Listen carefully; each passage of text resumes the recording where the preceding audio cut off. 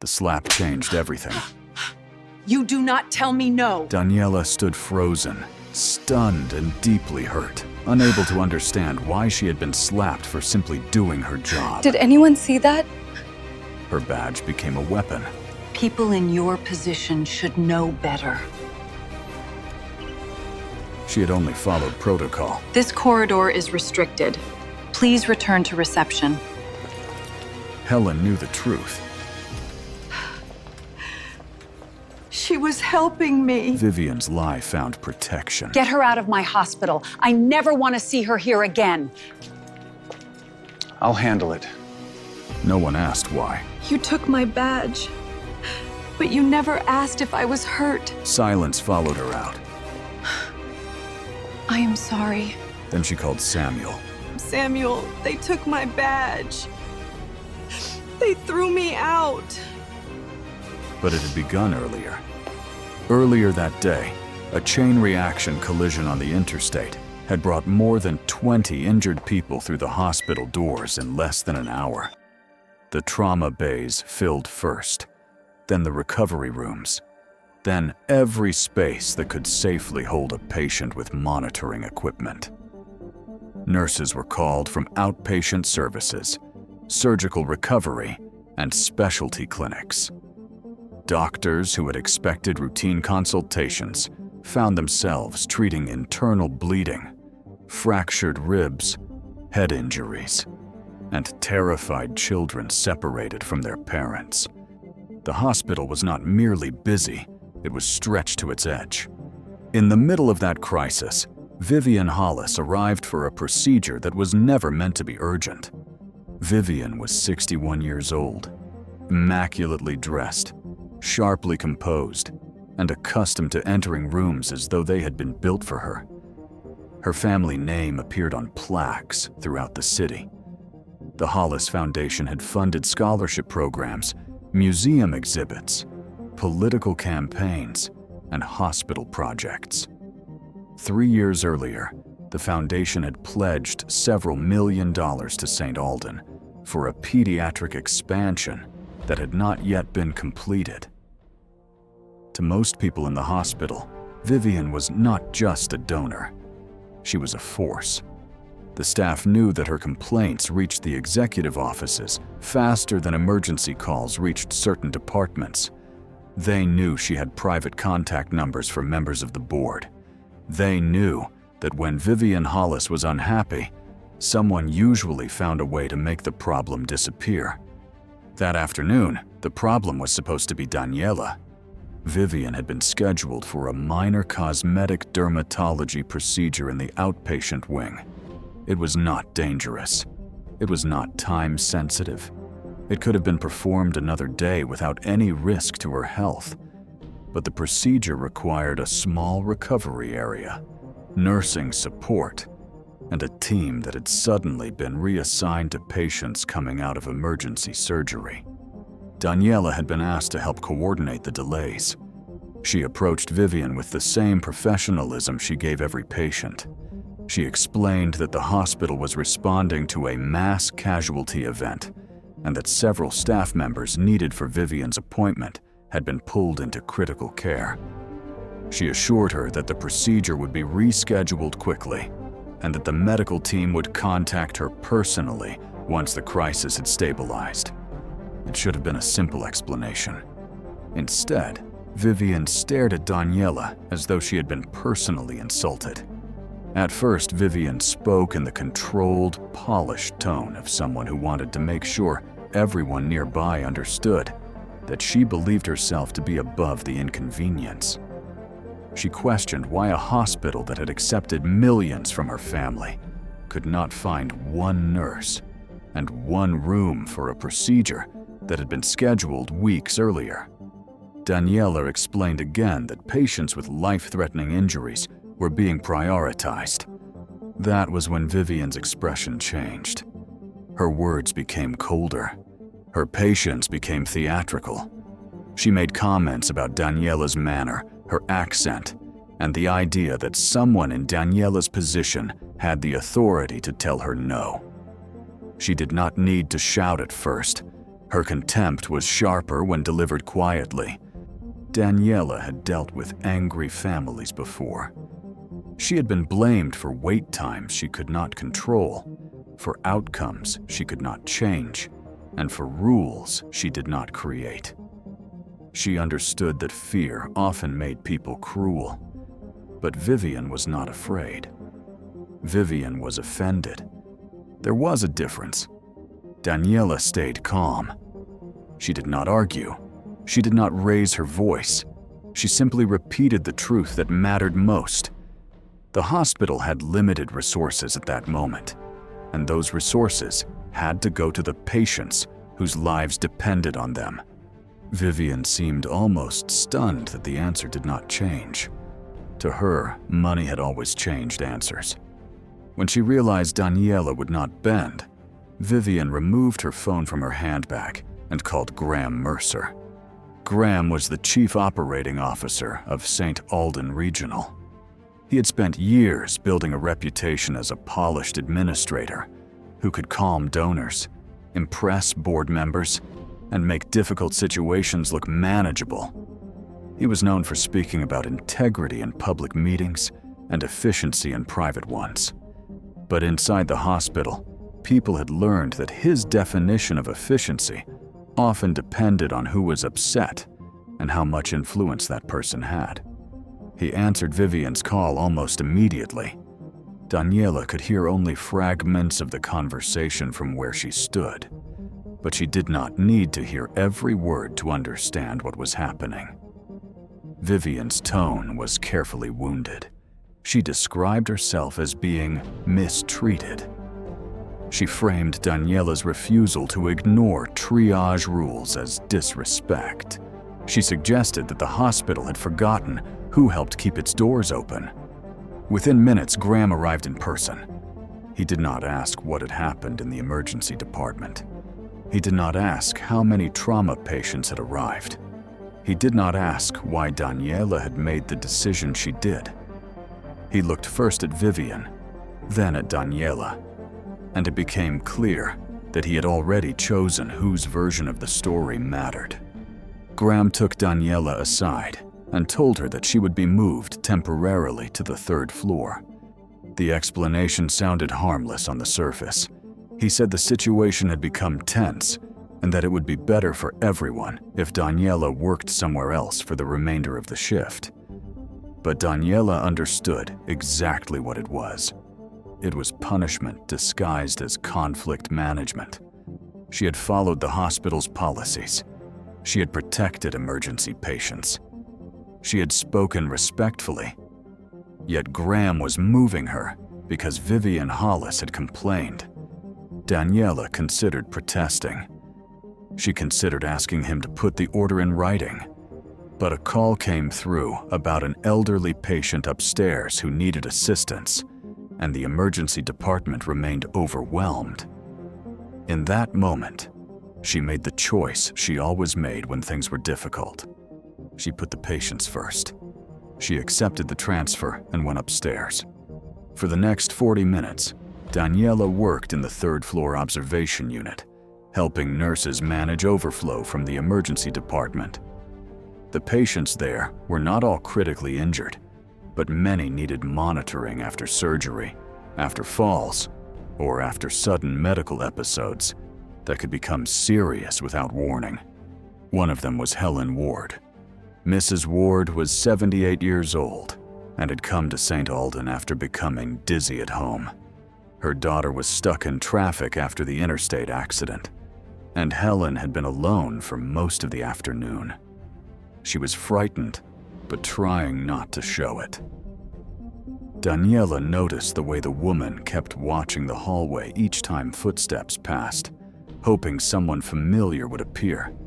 Daniela took a few extra minutes to explain what the doctors were monitoring. She adjusted the blanket around Helen's shoulders, made sure her call button was within reach, and promised that someone would keep her informed. To Daniela, it was a small act of care. To Helen, was the only moment that day when she felt like more than a chart number. That kindness would matter later. At the time, Daniela had no way of knowing that Vivian Hollis was moving through the same floor, angry that she had not been given the private route and private attention she believed she deserved. Vivian had been offered a quiet waiting area near the outpatient department while her procedure was formally postponed. But waiting was not something she accepted easily. She had left that area on her own, determined to find someone who would make the hospital's inconvenience disappear. A volunteer had told her that a private exit on the 3rd floor could lead more directly to the parking structure. The volunteer did not know that the route required going through a staff-only corridor. Vivian either did not hear the warning or did not care. When she stepped into the restricted hallway, she saw Daniela near Helen Ward's room. To a reasonable person, it would have looked like coincidence. To Vivian, it became proof of a story she had already invented. She saw the nurse who had refused her. She saw the same steady expression that had made her feel powerless downstairs. And in that moment, Vivian decided that Daniela's presence could not possibly be part of her work. It had to be defiance. Daniela noticed Vivian before Vivian spoke. She recognized the sound of expensive heels against the polished hospital floor. She turned and saw the woman standing near the restricted access sign, her face tense with anger. Daniela did not accuse her. She did not make a scene. She simply reminded Vivian that she was in a staff-only area and offered to help her return to the public corridor. That should have ended it. But Vivian had already crossed the line where reason mattered. She began raising her voice. She accused Daniela of following her. She suggested that Daniela had been waiting for a chance to embarrass her again. Her words were loud enough to draw attention from nearby rooms and the nurses' station. Daniela tried to keep the situation contained. She told Vivian that she was assigned to the 3rd floor and had been there since being moved by administration. She said that the hallway was restricted for patient safety and that Vivian needed to leave the area. Vivian did not want an explanation. She wanted a target. She stepped closer. The air in the corridor seemed to change. People began to watch, but no one stepped forward. The orderly with the linens stopped near the wall. A respiratory therapist paused outside a room. Dr. Megan Blake emerged from the charting station with a look of concern, then hesitation. Vivian reached for Daniela's hospital badge. The motion was so sudden that Daniela barely had time to react. Vivian pulled the badge free from its clip, looked at Daniela's name, then held it as though it were proof that she had the right person. She accused Daniela of harassing a donor. She accused her of making threats. She accused her of disrespecting the hospital. None of it was true. Daniela did not shout back. She did not try to grab the badge. She did not even defend herself in the way Vivian seemed to expect. The restraint on Daniela's face only seemed to make Vivian angrier, because there was nothing she could use as evidence of aggression. So she created it. The slap came fast. It was hard enough to turn Daniela's head to the side. Helen Ward saw it from the doorway of her room. Dr. Megan Blake saw it from only a few feet away. The orderly saw it. The respiratory therapist saw it. The nurses near the station saw it.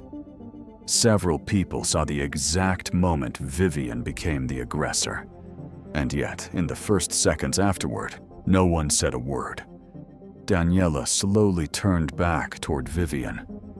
One hand rose to her cheek, not dramatically, not with anger, but almost as though she needed to confirm what had just happened.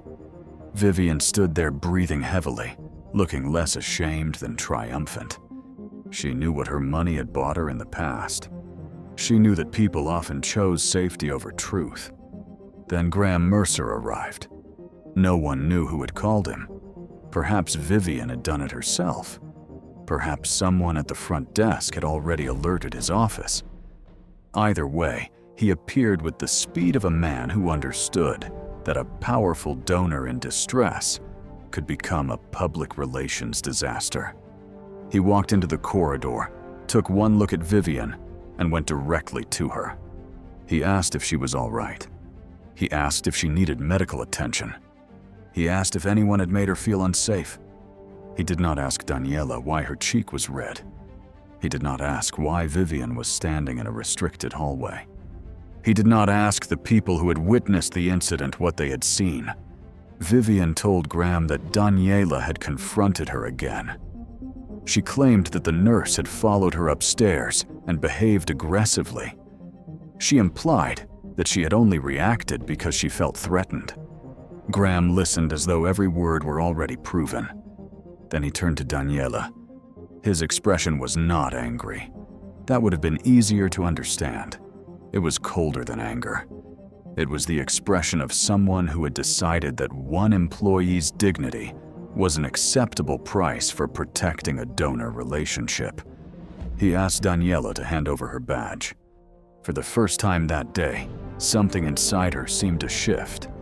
Not because she was guilty, not because she believed anyone had the right to treat her this way, but because she realized the hospital was not even pretending to care about the truth. She handed him the badge. Graham informed her that she was being placed on administrative leave pending review. He did not say that Vivian had struck her. He did not mention witnesses. He did not say an investigation would begin immediately. He used careful language about avoiding further disruption and preserving the hospital's reputation. Reputation. That was what mattered. Not the nurse who had been assaulted. Not the patients who had watched adults fail them.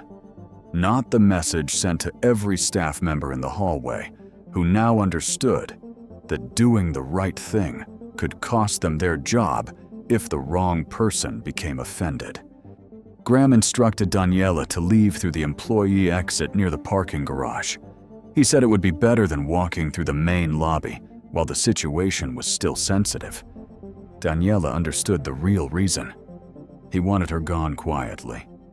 He wanted Vivian protected from questions. And he wanted the hospital to appear calm, even if calm had to be built on a lie. As Daniela walked toward the back exit, she passed the same people who had watched Vivian strike her. Some looked ashamed. Some looked frightened. Some could not meet her eyes at all. Dr. Megan Blake stood near the nurse's station, holding the patient file so tightly that the edges bent beneath her fingers. She looked like she wanted to say something.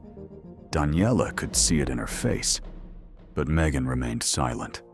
Lillian Park, the charge nurse on duty, was not in the hallway when the slap happened. She arrived minutes later and saw only the aftermath. Daniela without her badge, Vivian surrounded by administrators, and Graham speaking in the low, controlled tone he used when he wanted people to stop asking questions. Lillian had worked at St. Alden for more than 20 years. She had watched Graham reward obedience and punish resistance. She had seen nurses move to undesirable shifts after speaking too openly in meetings. She had seen staff members blamed for problems created by budget cuts. She had learned to protect herself by staying careful. But when she saw Daniela walking toward the employee exit with one hand pressed lightly against her cheek, something in Lillian's carefully built silence began to crack. Daniela did not cry in the hallway. She waited until she reached the parking garage. Outside, the late afternoon sun had started to fade behind the city buildings. Ambulances still arrived at the emergency entrance on the other side of the hospital. From where Daniela stood, she could hear distant sirens and the faint hum of traffic. Life was continuing as though nothing had happened. Her phone felt heavy in her hand. For several minutes, she did not call anyone. She sat in her car without starting it, staring at the badge clip still attached to her uniform even though the badge itself had been taken away. That small, empty piece of plastic seemed to say everything. 8 years of loyalty reduced to an absence. Eventually, she called Samuel Reed. Samuel was not a politician. He was not a lawyer. He was not someone who enjoyed using his title to intimidate people. He was a physician, the director of emergency services for Horizon Medical Alliance, one of the largest regional health systems in the state. He had spent most of his career working in emergency medicine, where decisions had to be made quickly, and where the difference between arrogance and competence could mean the difference between life and death. He understood pressure. He understood grief. He understood that hospitals could be flawed places run by people who were too tired, too ambitious, or too afraid. But when Daniela told him what had happened, he did not interrupt her with promises of revenge. He listened. She told him about Vivian's appointment. She told him about the interstate accident. She told him how Graham had moved her because Vivian was angry. She told him about the restricted hallway, the stolen badge, the slap, the silence, and the order to leave through the back. By the time she finished, Samuel was quiet for a long moment. He knew Daniela well enough to understand that she would not exaggerate. She was not someone who turned every insult into a crisis. She had spent years standing up for patients without making herself the center of the story. So when she said she had been treated like a criminal for following triage rules, he believed her. But Samuel also knew something Daniela was too hurt to think about at that moment. The next morning, he was scheduled to visit St. Alden Regional as part of Horizon's preliminary evaluation of a possible merger. Horizon had been considering whether to bring St. Alden into its network, a move that could mean new equipment, expanded trauma services, financial stability, and access to a larger regional system. St. Alden wanted that merger badly. Graham Mercer wanted it badly too. Samuel did not tell Daniela that he would use the visit to punish anyone. He did not promise that Vivian would regret what she had done. He did not suggest that his title could erase the humiliation Daniela had suffered. Instead, he reminded her of something she had told countless patients and families over the years. When the truth matters, details matter. He encouraged her to write down everything while it was fresh. The timeline, the names of witnesses, the location, the words Graham used, the fact that Vivian had entered a restricted corridor, the fact that Daniela had been transferred to that floor by Graham himself, the fact that no one had asked her for a statement before taking her badge. Daniela spent most of the night doing exactly that. She wrote slowly at first, then more steadily. The more she recorded, the clearer the pattern became. This was not only about one woman losing her temper. It was about a hospital administrator who had chosen a donor over a nurse before the assault had even happened. By midnight, Daniela had completed a formal complaint. She included no dramatic language, no insults, no threats, only facts. The next morning, Graham Mercer arrived at St. Alden, expecting to host an important meeting with Horizon Medical Alliance. He expected polished presentations, financial projections, and conversations about expansion. He expected to emphasize the hospital's strong community reputation and the promise of the pediatric wing the Hollis Foundation might help complete. Instead, he found Samuel Reed standing in the executive conference room. For a brief moment, Graham did not recognize him. Then he saw the name card on the table, and his face changed. Samuel was not there as Daniela's fiancé, at least not officially. He was there as Horizon's Director of Emergency Services and a senior member of the clinical evaluation team. Graham greeted him with the smooth confidence of an administrator who believed he still controlled the room. But Samuel's manner was different from what Graham expected. He was polite, professional, and calm. He asked about trauma capacity, staffing ratios, patient safety reporting, and the hospital's policies for protecting employees from workplace violence. At first, Graham answered as though the questions were routine. Then Samuel asked how St. Alden handled incidents in which staff members reported being assaulted by patients, visitors, or donors. The room became still. Graham gave the standard answer. He spoke about zero tolerance. He mentioned reporting procedures, security protocols, and employee support services. Samuel listened without reacting. Then he asked whether those procedures had been followed the previous afternoon. Graham's confidence began to fade. He did not yet know the full extent of Daniela's complaint. He did not know how much Samuel knew. He did not know whether the matter had already reached Horizon's legal and ethics teams. But he understood one thing. The nurse he had sent out through the back exit was not going to disappear quietly. And somewhere inside the hospital, in a corridor filled with cameras no one had bothered to review, the truth was waiting. The truth did not arrive at St. Alden Regional Hospital all at once. It came in pieces. First, it came through Daniela's written complaint, which was so precise that even Graham Mercer could not dismiss it as an emotional reaction. Daniela had documented the time Vivian Hollis arrived, the reason her procedure had been postponed, the fact that emergency resources had been diverted to victims of the interstate collision, and the order Graham gave to move her to the third floor. She listed the names of everyone she remembered seeing in the hallway after the assault. She described how Vivian had entered a restricted corridor, taken her badge, accused her of following her, and struck her in front of witnesses. Most importantly, Daniela included the part Graham had hoped she would leave out. She described how he had treated Vivian as the victim before anyone had even asked what happened. She described how he had taken her badge without hearing her account. She described how he had told her to leave through the employee exit, not because there was a safety concern, but because he wanted the incident to disappear before anyone in the main lobby had a chance to notice. Daniela did not use dramatic words. She did not call Graham corrupt. She did not call Vivian dangerous. She did not try to make herself sound heroic.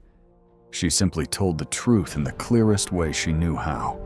And that was exactly what made the complaint difficult to bury.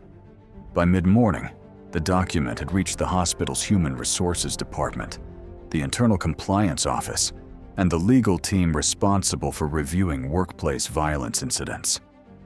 Normally, Graham would have found a way to slow the process down.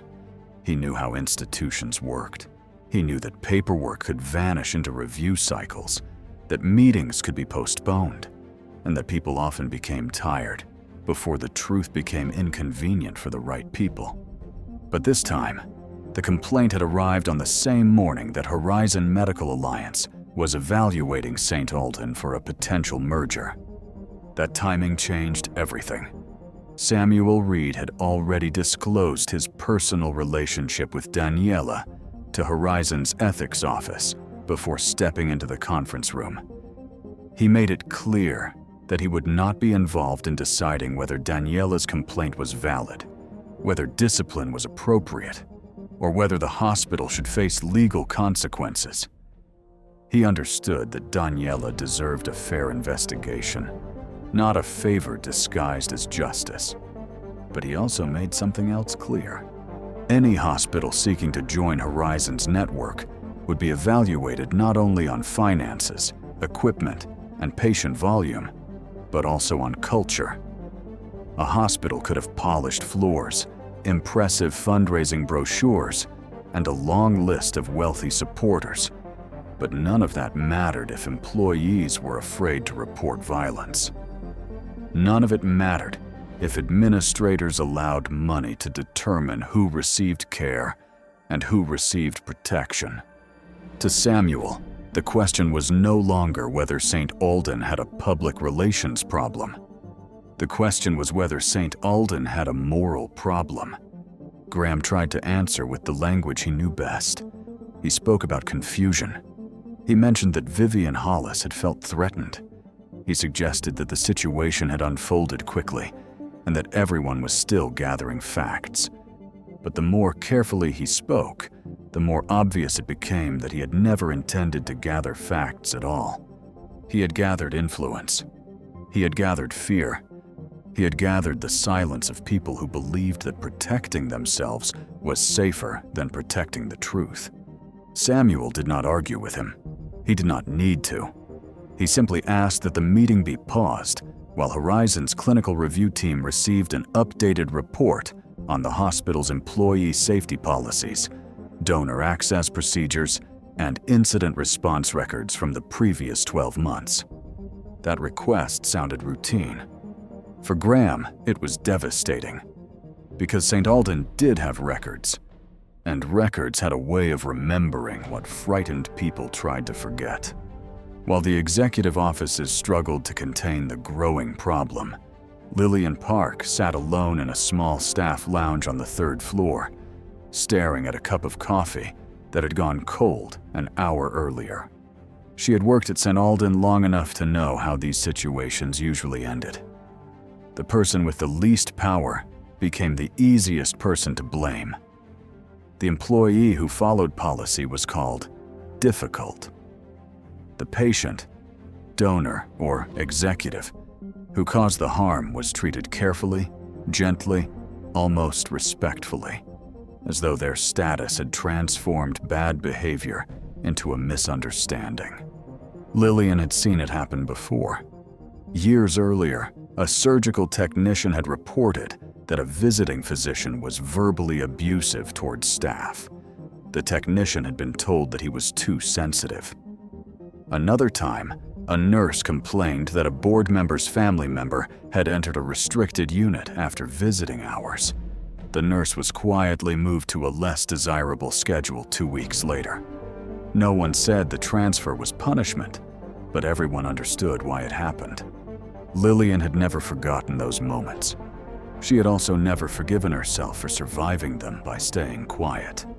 When she saw Daniela leaving through the employee exit the afternoon before, something inside her had broken open. Daniela had not been reckless. She had not been rude. She had not gone looking for conflict. She had simply done what nurses were trained to do: protect the people whose needs were most urgent. And for that, she had been humiliated. Lillian opened her work laptop and began searching through staffing records. At first, she only intended to confirm Daniela's transfer to the 3rd floor. But as she reviewed the scheduling logs, she found something else. The transfer order had not been entered through the normal staffing system. Graham had called it in directly to the shift supervisor, bypassing the usual documentation process. There was no written concern about Daniela's performance, no formal complaint from Vivian, no safety note, no record that Daniela had done anything wrong. There was only the abrupt transfer. Then Lillian found an email from 3 months earlier. It had been sent by Graham to a small group of department managers. The message was brief, but its meaning was unmistakable. It instructed staff to make reasonable accommodations for Vivian Hollis and her family whenever possible, especially when they visited the hospital for non-emergency care. The email did not openly say that Vivian should be allowed to skip triage rules. It was more careful than that, but the wording left little room for interpretation. Graham had encouraged staff to treat the Hollis family as exceptional. In a hospital, exceptional treatment could become dangerous very quickly. Lillian read the message 3 times. Then she forwarded it to the compliance office. She added a statement of her own. For the first time in years, she did not soften the truth. She explained that Graham's approach had created a culture in which employees believed powerful donors could complain their way around medical policy. She described how staff members had learned to avoid conflict with Vivian even when her requests were unreasonable. She admitted that she had not spoken up sooner because she feared retaliation. Her hands shook as she pressed send, but after the message disappeared from her screen, Lillian felt something she had not felt in a long time. She felt lighter, not because the fear was gone, because she had finally stopped allowing fear to decide who she was. Across the hospital, Dr. Megan Blake was facing a different kind of battle. Megan had become a doctor because she believed medicine was an act of courage. She had imagined courage as the ability to work through exhaustion, make difficult diagnoses, deliver bad news, and stand steady when families were falling apart. She had not imagined that courage could also mean speaking when everyone around her was silent. The moment Vivian slapped Daniela had replayed in Megan's mind all night. Each time she remembered it, she saw something new. She saw the way Daniela had not moved toward Vivian. She saw the way Vivian grabbed the badge first. She saw the way Graham arrived and immediately turned his attention toward the woman with money instead of the nurse with a red mark across her face. Megan knew exactly what had happened, and she had said nothing. At first, she told herself that it was not her place. Then she told herself that security cameras would reveal the truth anyway. Then she told herself that she had patients to care for and could not risk creating more chaos. But beneath every excuse was the same ugly fact. She had been afraid. Megan had heard stories about Graham. Everyone had. She knew he had influence over staffing, promotions, and performance reviews.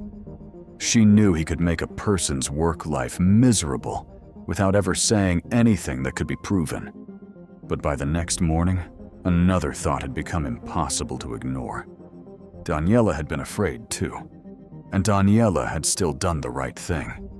Megan went to the compliance office and asked to provide a statement. At first, the investigator looked surprised. The official report from the previous day contained no mention of an assault. It only referred to a disagreement involving a donor and a staff member. But Megan spoke carefully and directly.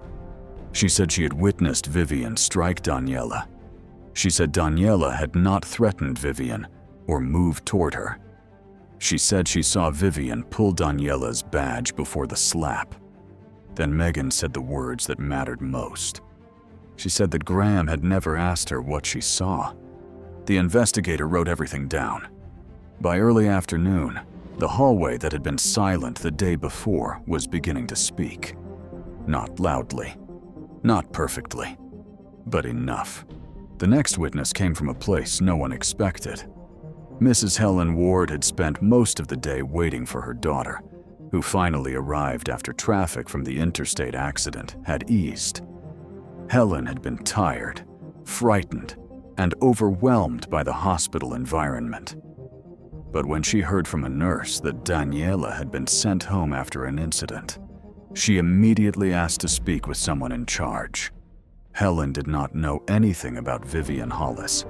She did not know about the Hollis Foundation, the merger, or the executives meeting upstairs. She did not know Samuel Reed's title. She only knew what she had seen from her room. She told the investigator that Daniela had been kind to her when she felt alone. She described how the nurse had explained her condition, adjusted her blanket, and made sure she understood what was happening. Then she described the woman who entered the hallway angry and loud. Helen said Vivian had accused Daniela before Daniela had even spoken.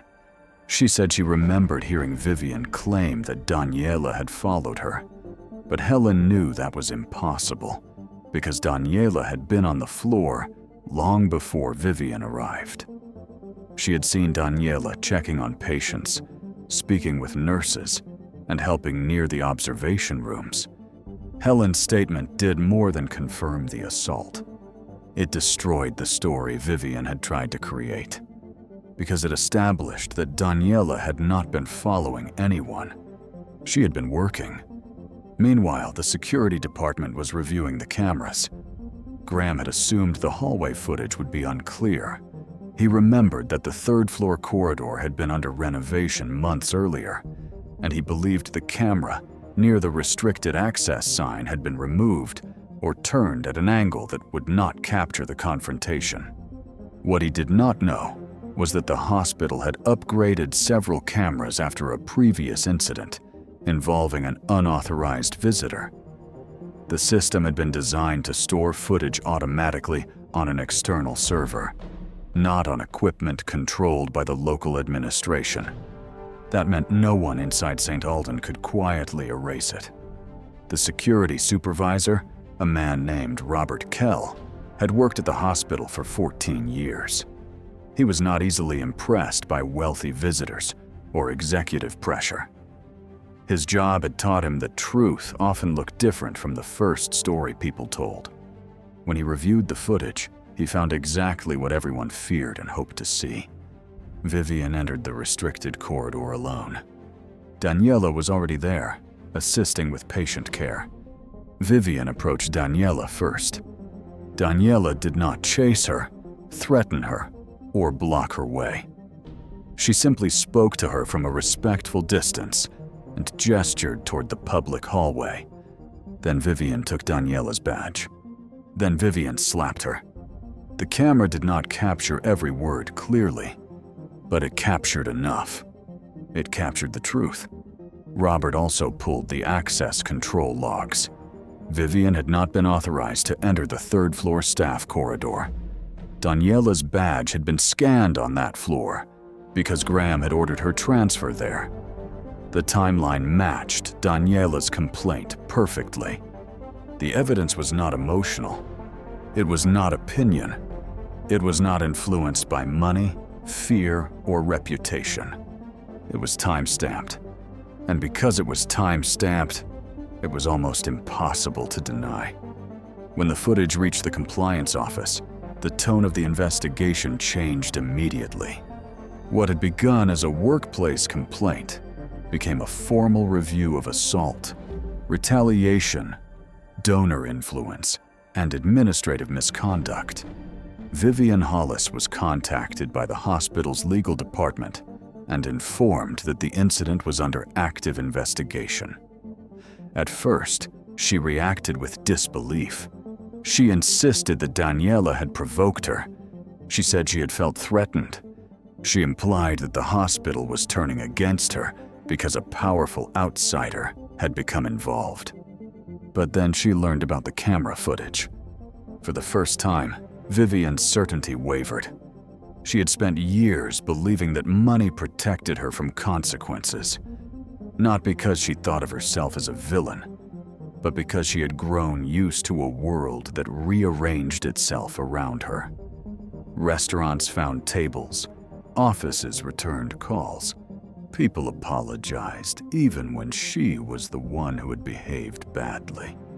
She had mistaken accommodation for respect. She had mistaken fear for loyalty. And now, for the first time in a very long time, she was discovering that neither could change a recording. Graham Mercer reacted differently. Vivian was angry. Graham was terrified. He knew the video alone could end his career. But the deeper investigation threatened to expose more than one bad decision. As compliance officers reviewed emails, staffing records, donor access notes, and executive communications, they began to see a pattern. Graham had not merely tried to protect Vivian after the assault. He had been protecting her for years. The record showed that Vivian and her family had received access to appointment slots outside normal scheduling procedures. On several occasions, staff had been pressured to move other patients, sometimes without clear medical reasons. There were emails where Graham described the Hollis family as essential to the hospital's future and encouraged managers to avoid upsetting them under any circumstances. He had never written the words that made the arrangement illegal. He was too careful for that. But the intent was everywhere, in the unusually fast responses to Vivian's complaints, in the special treatment notes hidden inside administrative emails, in the way staff members were warned to be flexible whenever the Hollis name appeared, in the way Daniela had been moved without documentation, and in the way Graham had tried to send her out through the back door before anyone could ask questions. The investigation revealed something else that made the board even more alarmed. The Hollis Foundation had not actually completed the donation it had promised for the pediatric expansion. The public announcement had created the impression that the money was secure, but much of the pledge was still tied to conditions, deadlines, and naming rights negotiations.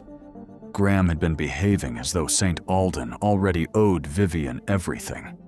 In reality, the hospital had been bending itself around money it had not even received. That fact changed the atmosphere inside the boardroom. For months, the trustees had feared that challenging Vivian would jeopardize the hospital's future. But now they had to consider a harder question. What kind of future did they have if they allowed people with money to control medical decisions? By the end of the second day, the board called an emergency meeting. It was not public, not at first. The hospital's lawyers advised caution. There were employment laws, privacy concerns, possible criminal charges, and contractual obligations to review.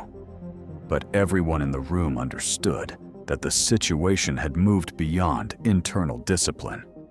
Daniela was invited to attend with a representative from the nursing association. She did not want Samuel beside her at the table, not because she did not appreciate him, but because she wanted the board to see her clearly, not as someone's fiancé, not as the person connected to Horizon Medical Alliance, not as a symbol of embarrassment for the hospital. She wanted them to see her as what she had always been, a nurse who had done her job. The meeting took place in a conference room on the top floor, a space with glass walls overlooking the city. It was the kind of room where people discussed budgets, expansion plans, and public image. On the walls hung framed photographs of groundbreaking ceremonies and smiling donors holding oversized checks. Daniela noticed those photographs when she entered. For a moment, she wondered how many people in those pictures had ever considered what happened to the staff members who made their institutions function every day. The nurses who stayed late, the technicians who kept equipment running, the housekeeping staff who cleaned rooms after tragedy, the receptionists who absorbed anger from frightened families, the people whose names never appeared on plaques. Vivian sat near the opposite end of the table with her attorney. She looked composed, but her confidence was different now. The sharp certainty from the hallway was gone. She had read the investigation summary. She knew the footage existed. She knew the witnesses had spoken. She knew that the hospital no longer needed to choose between protecting its employees and protecting a donor, because the donor had become the very thing the hospital needed protection from. Graham sat several seats away. He looked smaller than Daniela remembered. Not physically, but in presence. The man who had once controlled the hallway with a few cold instructions now kept his hands folded in front of him, as though he could make himself less visible by becoming still. The board chair began by summarizing the findings. She spoke in careful, formal language. She described the documented assault. She described the improper suspension of Daniela without investigation. She described the failure to follow workplace violence procedures. She described the evidence that donor influence had affected staffing and patient access decisions. Then she spoke about institutional responsibility. That was the moment the room changed. Because until then, the case could have been treated as a conflict between Vivian and Daniela. But the board chair made it clear that it was not. The failure belonged to the system. Vivian had committed the assault. Graham had enabled the cover-up. But the hospital had created the conditions in which both believed they could act without consequences. The chair then invited Daniela to speak. Daniela stood slowly. She had prepared notes, But when she looked around the room, she realized she did not want to read them. She did not want her words to sound rehearsed. She wanted the people who had spent 2 days discussing liability and reputation to understand what the event had felt like from the inside. She explained that she had worked at St. Alden for 8 years because she believed in the hospital's mission. She had cared for patients who could not pay, patients who had no family, patients who arrived angry because fear had made them feel helpless. She had never expected every day to be easy. She understood that hospitals were stressful places, but she said there was a difference between stress and injustice. She said the slap hurt, but it was not the part she would remember most. What she would remember was looking around afterward and seeing people who knew the truth choose silence because they believed the truth would not protect them. She said that no employee should have to wonder whether their safety depends on the social status of the person hurting them. She said that no patient should have to wait longer because someone wealthy believes their comfort matters more than another person's survival. And she said that no hospital should call itself a place of healing while allowing fear to become part of its culture. Daniela did not ask for revenge. She asked for change. She asked for a policy that protected employees from violence, regardless of who caused it. She asked for a clear process that prevented donors, executives, or board members from interfering with clinical triage. She asked for a confidential reporting system so witnesses could speak without fearing retaliation. And she asked for training that would teach staff what to do when they saw harm happening in front of them. When she finished, no one applauded. It was not that kind of room. But the silence this time was different. It was not fear. It was shame. Vivian's attorney spoke next. He attempted to frame the assault as an isolated lapse in judgment. He emphasized Vivian's years of charitable work, her contributions to the city, and the stress of the moment. He suggested that she had become overwhelmed after being told her procedure was delayed. But the argument sounded weak against the evidence. Stress did not explain entering a restricted corridor. Stress did not explain taking Daniela's badge. Stress did not explain inventing a false story. And stress certainly did not explain why Vivian expected the hospital to punish the woman she had struck. When Vivian finally spoke, she did not offer a full apology. Not yet. She said she regretted that the situation had escalated. She said she never intended for Daniela to be harmed. She said she had felt ignored and disrespected. But even in that moment, she still spoke as though the greatest injury had happened to her. Daniela watched quietly. She understood something Vivian did not.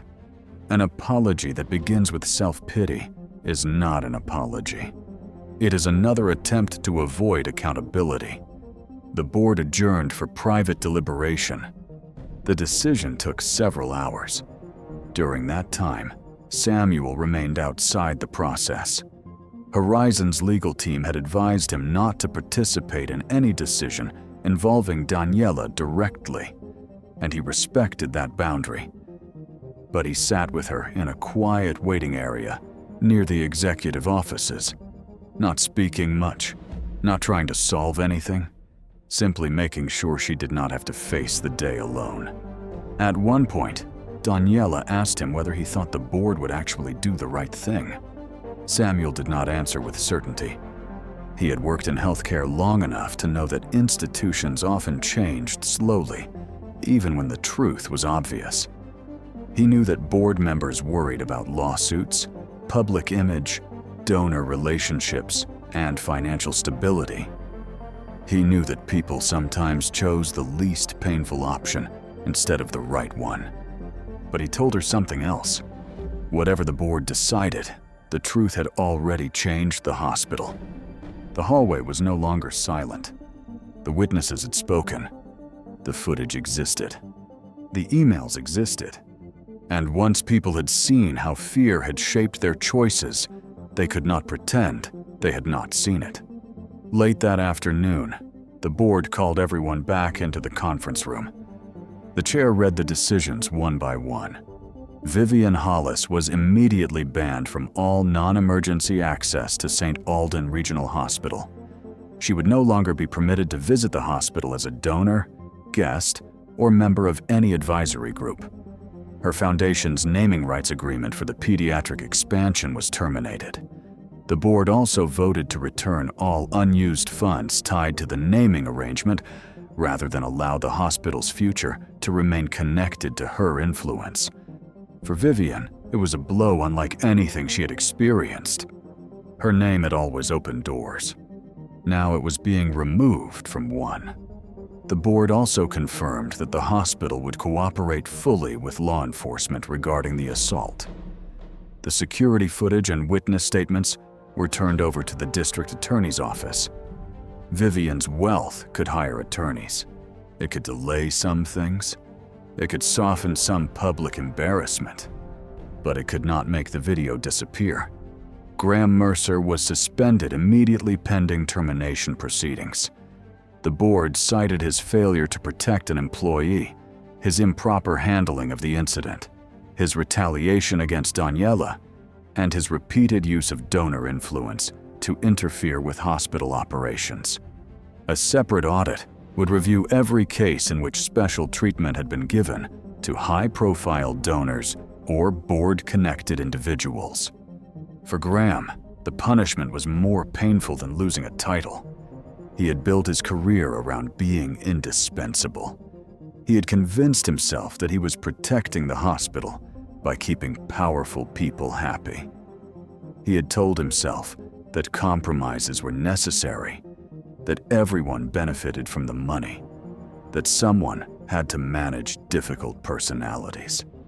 But now the truth was impossible to avoid. He had not protected the hospital. He had weakened it. He had taught staff that policy could be bought. He had taught donors that influence came before ethics. And he had helped create the exact environment that allowed Vivian Hollis to believe she could strike a nurse and walk away untouched. Daniela was formally reinstated with full back pay for the time she had been placed on leave. The board issued a written apology, acknowledging that the hospital had failed to protect her. It also committed to establishing a new Employee Safety and Witness Protection Council, led jointly by frontline staff and independent compliance officers. Daniela was asked to help design the program. At first, she hesitated. She did not want a title given to her as a gesture.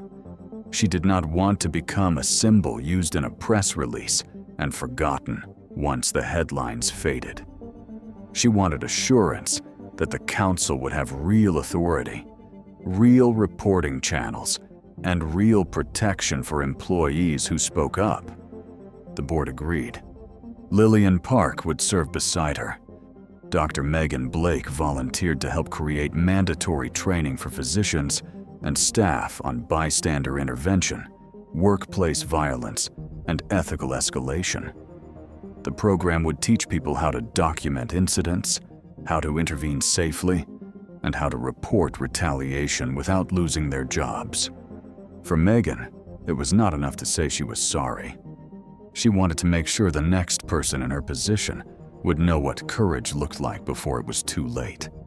Helen Ward received a letter from the board thanking her for her statement. She laughed when her daughter read it aloud, saying that she had only said what anyone should say when they see someone being treated badly. But that was exactly why her statement mattered. Helen had no title, no influence, no professional obligation. She had simply chosen not to look away. The criminal case against Vivian moved more slowly than the hospital investigation. Legal processes often did. Months passed. News outlets reported on the suspension of Graham Mercer and the termination of the Hollis naming agreement. Public reaction was divided at first. Some people praised the hospital for acting. Others argued that Vivian's years of charity should not be erased by one terrible moment. But the security footage changed the conversation. Once people saw what had happened, it became difficult to describe it as a misunderstanding. Vivian eventually accepted a plea agreement on a misdemeanor assault charge. She was ordered to complete community service at a non-profit medical clinic, attend a behavioral accountability program, and remain away from Daniela.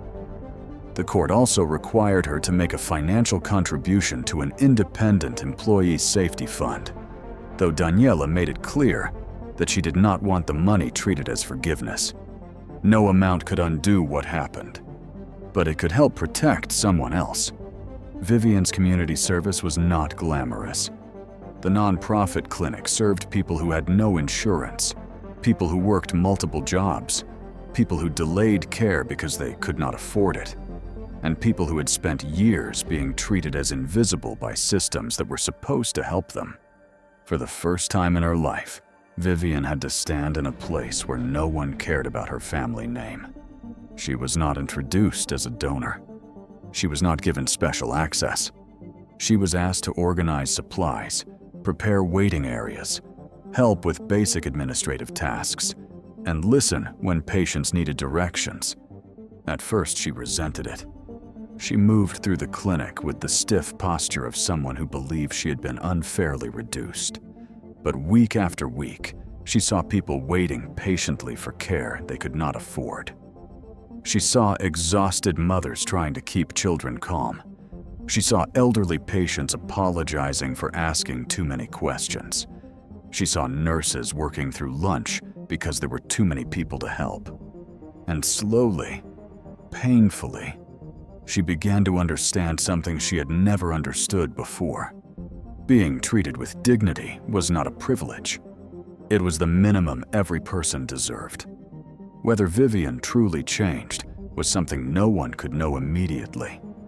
Real change was not proven by one apology, one court order, or one act of public humility. It was proven over time, through choices made when no cameras were watching and no consequences were guaranteed. But one thing was certain: she would never again walk into St. Aldan Regional believing the building belonged to her. As for Graham Mercer, the investigation continued long after he left the hospital. The audit uncovered several other cases in which employees had been pressured to accommodate donors in ways that compromised policy. Some incidents were small, others were more serious. In every case, the pattern was the same. Graham had treated the hospital's ethical boundaries as flexible whenever money was involved. He lost his position, his influence, and the trust he had spent years pretending to earn. No one sent him out through a back exit. No one needed to. His choices had already made every door close. Months later, St. Aldan Regional Hospital began to change in visible ways. New signs appeared near staff entrances and waiting areas, clearly stating that violence against healthcare workers would not be tolerated, regardless of a visitor's status, connections, or financial contributions. A confidential reporting line was created. Security procedures were strengthened. Donor relations were separated from clinical decision-making. No executive could move a staff member or interfere with triage without written documentation and independent review. The changes did not erase the past, but they made it harder for the past to repeat itself. Daniela returned to work gradually. Her first day back on the 3rd floor was harder than she expected. She had told herself that she was ready, but when she stepped into the same corridor where Vivian had slapped her, her body remembered before her mind did. The polished floor, the restricted access sign, the sound of carts rolling in the distance, everything brought the moment back. For a few seconds, she stood still. Then Lillian appeared beside her. She did not say anything dramatic. She simply stood there, close enough to remind Daniela that she was no longer alone. Soon after, Megan joined them. She looked nervous but determined. She had spent the past few weeks helping develop the first staff workshop on intervention and reporting. She told Daniela that the session had filled faster than expected. Nurses, doctors, technicians, and support staff had all signed up. People wanted to learn. People wanted to do better. Daniela looked down the hallway. The same place that had once witnessed silence was now becoming part of a different story. Not a perfect story. Not one where everyone suddenly became brave, but one where fear was no longer allowed to be the final answer. Over time, Daniela became known for more than what had happened to her. She became one of the strongest voices in the new Employee Safety Council. She listened to staff members who had been afraid to report harassment. She helped younger nurses understand that professionalism did not mean accepting abuse. She worked with administrators to make sure policies were not just words on paper. And every time someone told her they were afraid to speak up, she remembered the hallway. She remembered the badge being pulled from her uniform. She remembered the sting of Vivian's hand. But more than anything, she remembered the silence. Because silence had been the true enemy. Not only Vivian's arrogance, not only Graham's corruption, not even the hospital's fear of losing money. The real danger had been the moment when decent people saw wrong happening and convinced themselves that it was safer not to get involved. Daniela understood that courage did not always look dramatic. It did not always arrive with power, influence, or a perfect speech. Sometimes it looked like an older patient giving an honest statement. Sometimes it looked like a doctor admitting that she had been afraid. Sometimes it looked like a nurse forwarding an email she had kept hidden for months.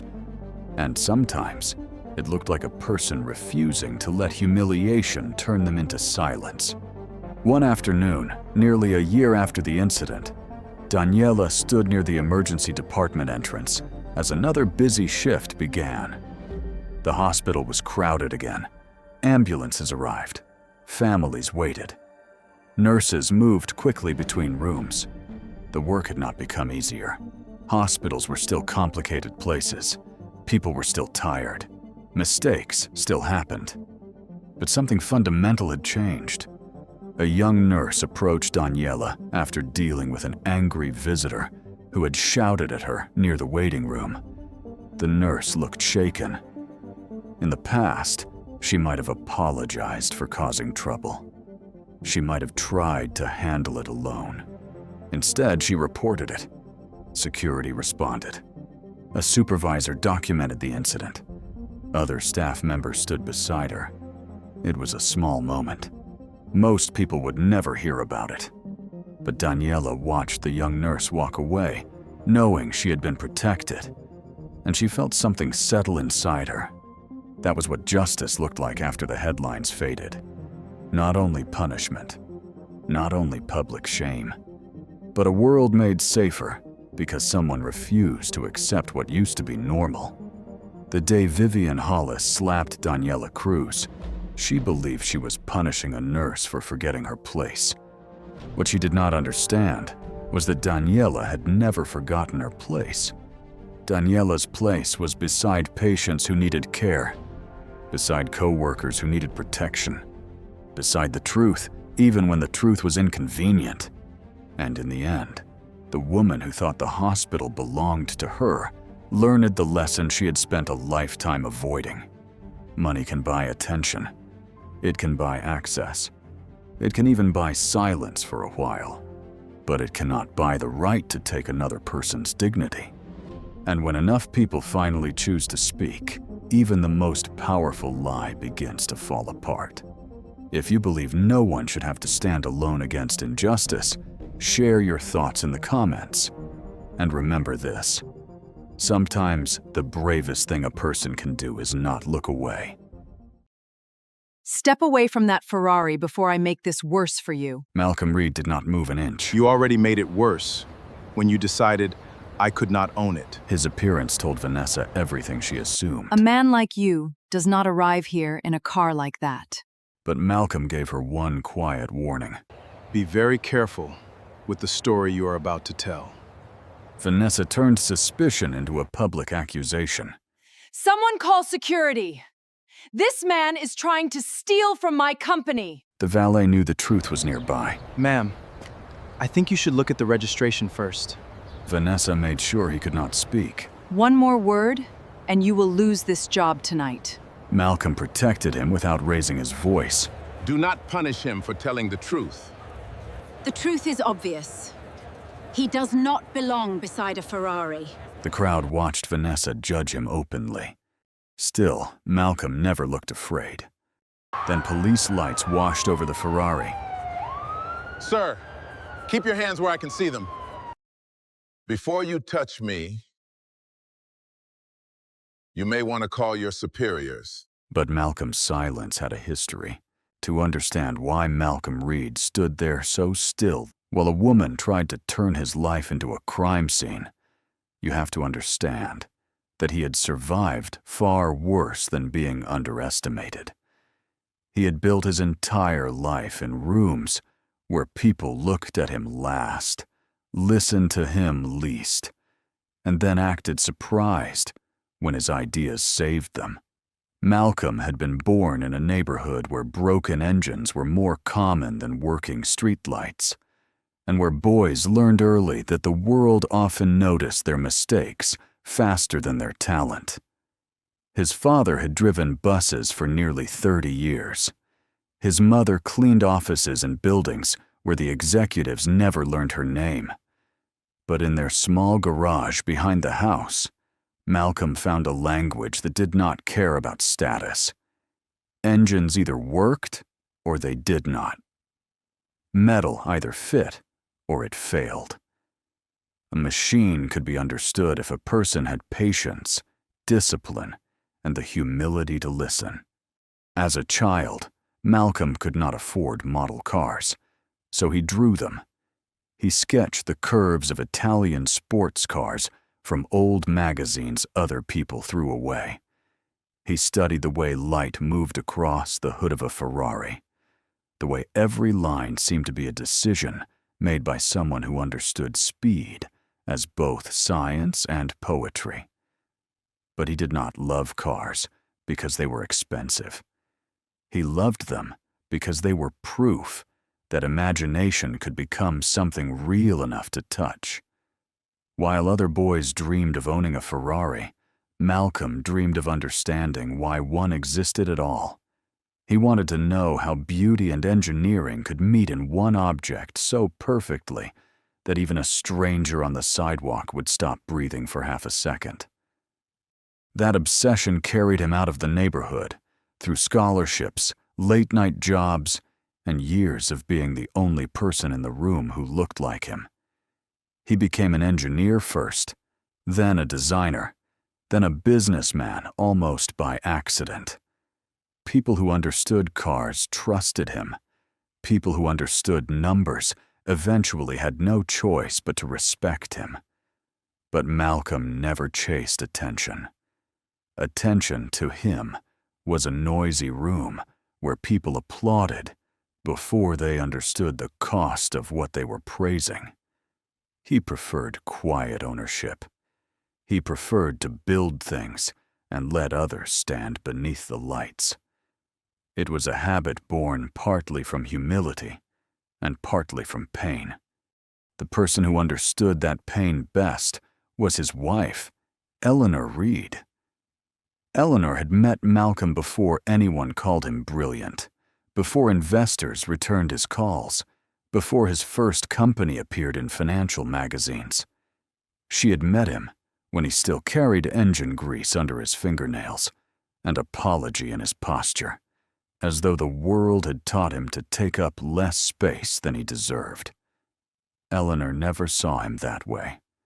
She saw the mind behind the quiet. She saw the patience behind the restraint. She saw a man who could walk past a showroom window and describe, from memory, how the car inside breathed. For years, Malcolm and Eleanor built a life that looked ordinary from the outside and extraordinary from within. She taught high school literature. He worked impossible hours in the automotive industry, first repairing what others broke, then designing systems that made luxury dealerships more efficient, more honest, and more profitable. He believed the car business did not have to be built on arrogance. He believed that people buying a dream should not be cheated by those selling it. Eleanor believed in him so completely that when he hesitated to start his own company, she placed a notebook on the kitchen table and filled the first page with the name she thought belonged to his future. Reed Caldwell Automotive Group. Caldwell was not Malcolm's name. It belonged to Richard Caldwell, a charming investor with old money, perfect teeth, and the kind of confidence that opened doors before he knocked. Richard had the connections Malcolm lacked. Malcolm had the vision Richard could never have invented. Together, they launched what would eventually become Caldwell Prestige Motors, a chain of high-end dealerships known for rare European cars, white glove service, and a reputation so polished that wealthy customers trusted it before reading the contracts. In the early days, Malcolm believed partnership meant shared purpose. He learned later that some people use partnership as a polite word for taking what another person built. Richard Caldwell liked Malcolm's mind, but he did not like Malcolm's presence at the front of the company. Investors, Richard warned, were more comfortable with a familiar face. Clients, he suggested, expected a certain image. Malcolm heard the meaning beneath every careful phrase. He had heard it his whole life. So he stayed behind the curtain and built the systems, trained the staff, negotiated the supplier relationships, and designed the customer ethics policy that became the company's hidden strength. Richard smiled at ribbon cuttings. Malcolm made sure the lights stayed on. Then came the betrayal. It was not dramatic at first. Betrayal rarely announces itself with thunder. It arrives as missing paperwork, delayed signatures, board meetings rescheduled without notice, legal language no one explains until it is too late. By the time Malcolm realized Richard had tried to push him out, the company was already wearing another man's name like a stolen suit. Eleanor wanted him to fight publicly. She wanted the world to know who had built the foundation beneath Caldwell's marble floors. Malcolm wanted justice too, but he also knew the cost of a public battle. He had seen what powerful men could do when they felt exposed. He chose a slower kind of justice, one that required patience, discipline, and the kind of silence most people mistake for surrender. With Eleanor's help, Malcolm protected what mattered. Through a private family trust, carefully structured before Richard understood what was happening, Malcolm retained controlling interest in the holding company behind Caldwell Prestige Motors. Richard kept the spotlight. Malcolm kept the keys. The arrangement was strange, but it worked. Malcolm stepped away from the public face of the company and built a private investment firm that quietly rescued businesses, funded scholarships, and supported young mechanics who reminded him of the boy he used to be.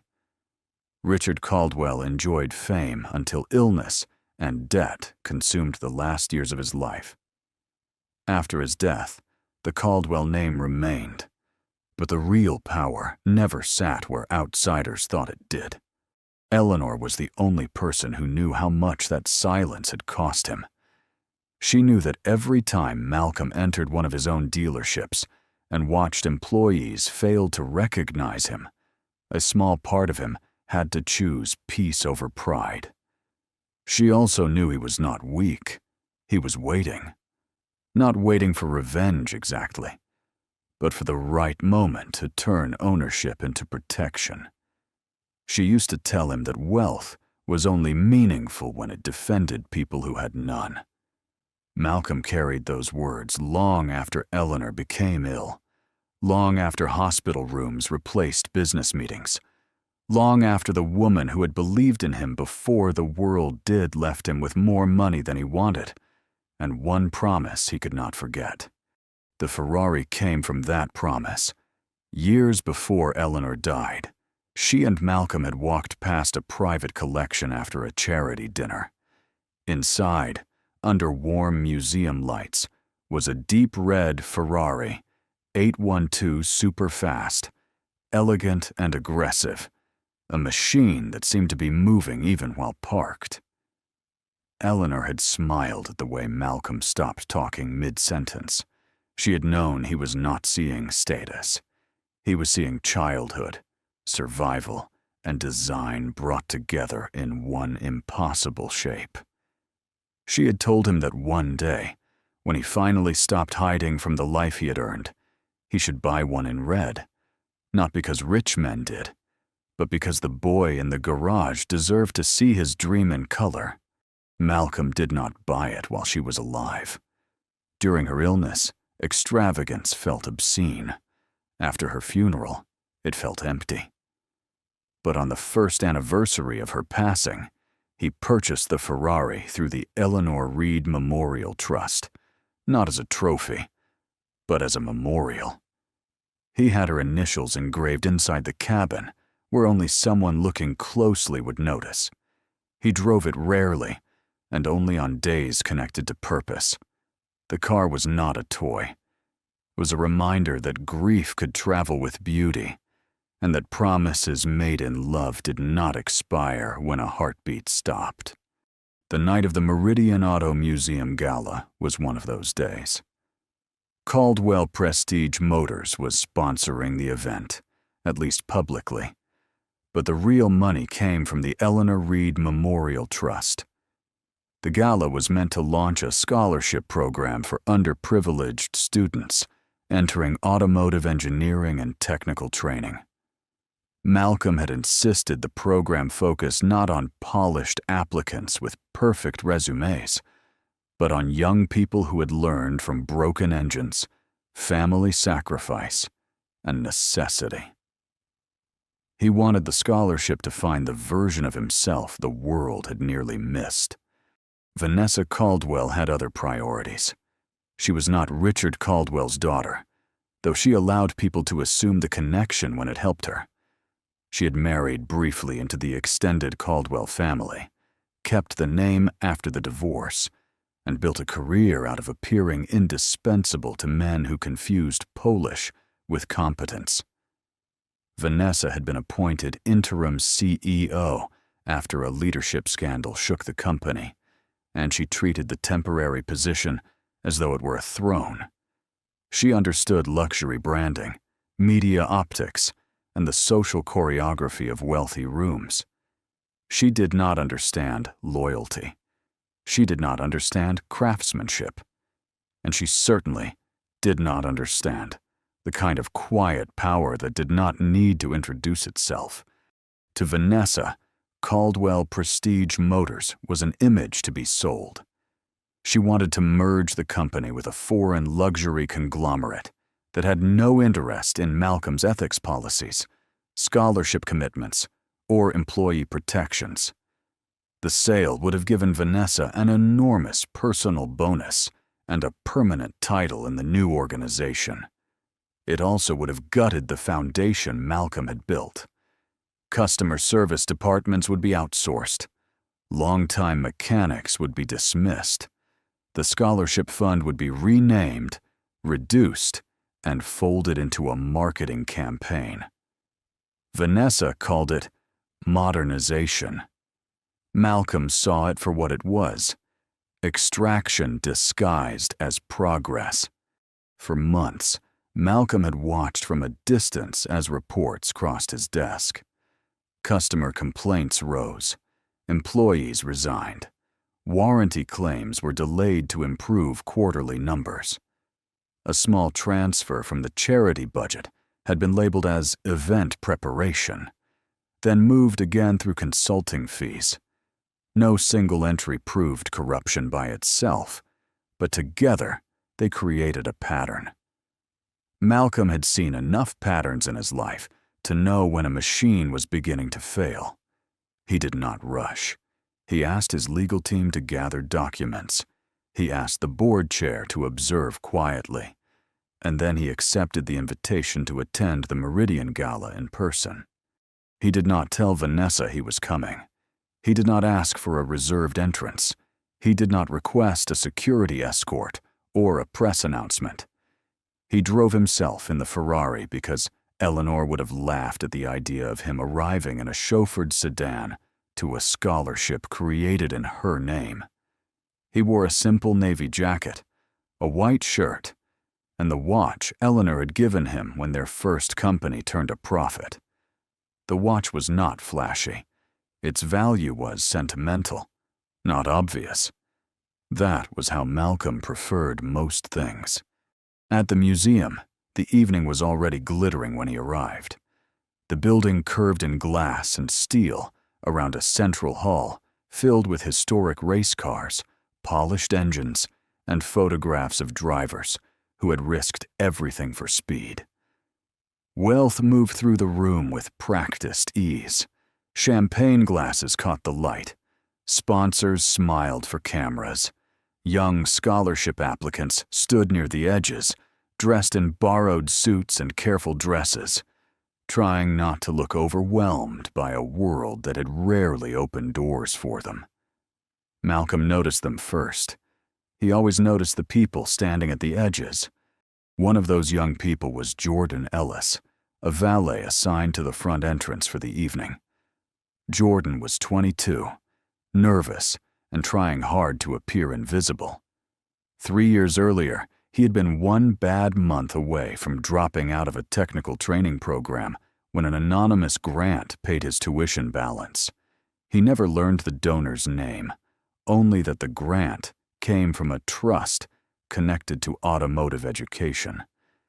What Jordan did not know yet was that the man stepping out of the red Ferrari was the reason he had a uniform, a job, and a future still within reach. Jordan recognized the car before he recognized the man. Everyone did. The Ferrari seemed to gather attention as naturally as fire gathers heat. Malcolm handed over no performance, no boast, no demand for special treatment.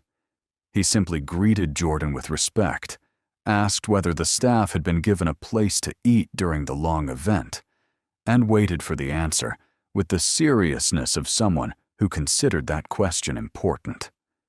Jordan was so startled by the courtesy that it took him a moment to respond. Most guests treated valet workers as extensions of the curb. Malcolm treated him as a person whose comfort mattered. That small exchange might have passed unnoticed if Vanessa Caldwell had not been standing near the entrance, preparing for a photographer. She saw the Ferrari first, then Malcolm, then Jordan's uncertain expression. In the space of a few seconds, her mind arranged those details into the only story her prejudice could accept. The car was too rare. The man was too understated. The valet looked too nervous, and the gala was too important for her to risk embarrassment. Vanessa did not approach like a host welcoming a donor. She approached like a property owner finding a stranger near the silverware. Malcolm saw the change in her face before she spoke. He had seen it in boutiques, hotels, boardrooms, country clubs, and once in the lobby of a bank that held more of his money than the manager earned in a decade. It was the look of someone deciding that evidence was unnecessary because assumption felt more natural. Vanessa asked for proof before she asked for his name. She looked at his jacket, then at the Ferrari, then at the gathering crowd, as though she were protecting civilization from a clerical error. Malcolm could have ended the moment there. He could have given his full name, called the board chair, or let one of the wealthiest families in the city learn within seconds who he was. But he had not come to the gala to perform power. He had come to watch what Caldwell had become when it believed he was absent. So he did what he had done for most of his life. He stayed calm, offered the simplest truth, and watched carefully to see who would choose fairness when fairness was inconvenient. Vanessa failed that test almost immediately. Vanessa Caldwell had spent her career learning how to turn uncertainty into authority. She knew that in wealthy spaces, the person who sounded most offended often controlled the room. So when Malcolm Reed calmly explained that the Ferrari belonged to him, she treated his calmness not as evidence of innocence, but as arrogance. She insisted that the vehicle matched one recently serviced by Caldwell Prestige Motors, and because her company had sponsored the gala, she claimed a responsibility to protect its assets, its reputation, and its guests. The words sounded professional enough from a distance. Up close, they were something uglier, wearing a tailored suit. Malcolm listened without interruption. That made people uneasy. A guilty man, they expected, would panic. An innocent man, they assumed, would defend himself loudly. Malcolm did neither. He stood beside the Ferrari with the stillness of someone who had learned long ago that raising his voice would only make certain people feel justified in fearing him. He removed the registration card from a leather folder and offered it to Vanessa. She glanced at it only long enough to dismiss it. The name on the paperwork did not satisfy her because it did not match the story she had already chosen.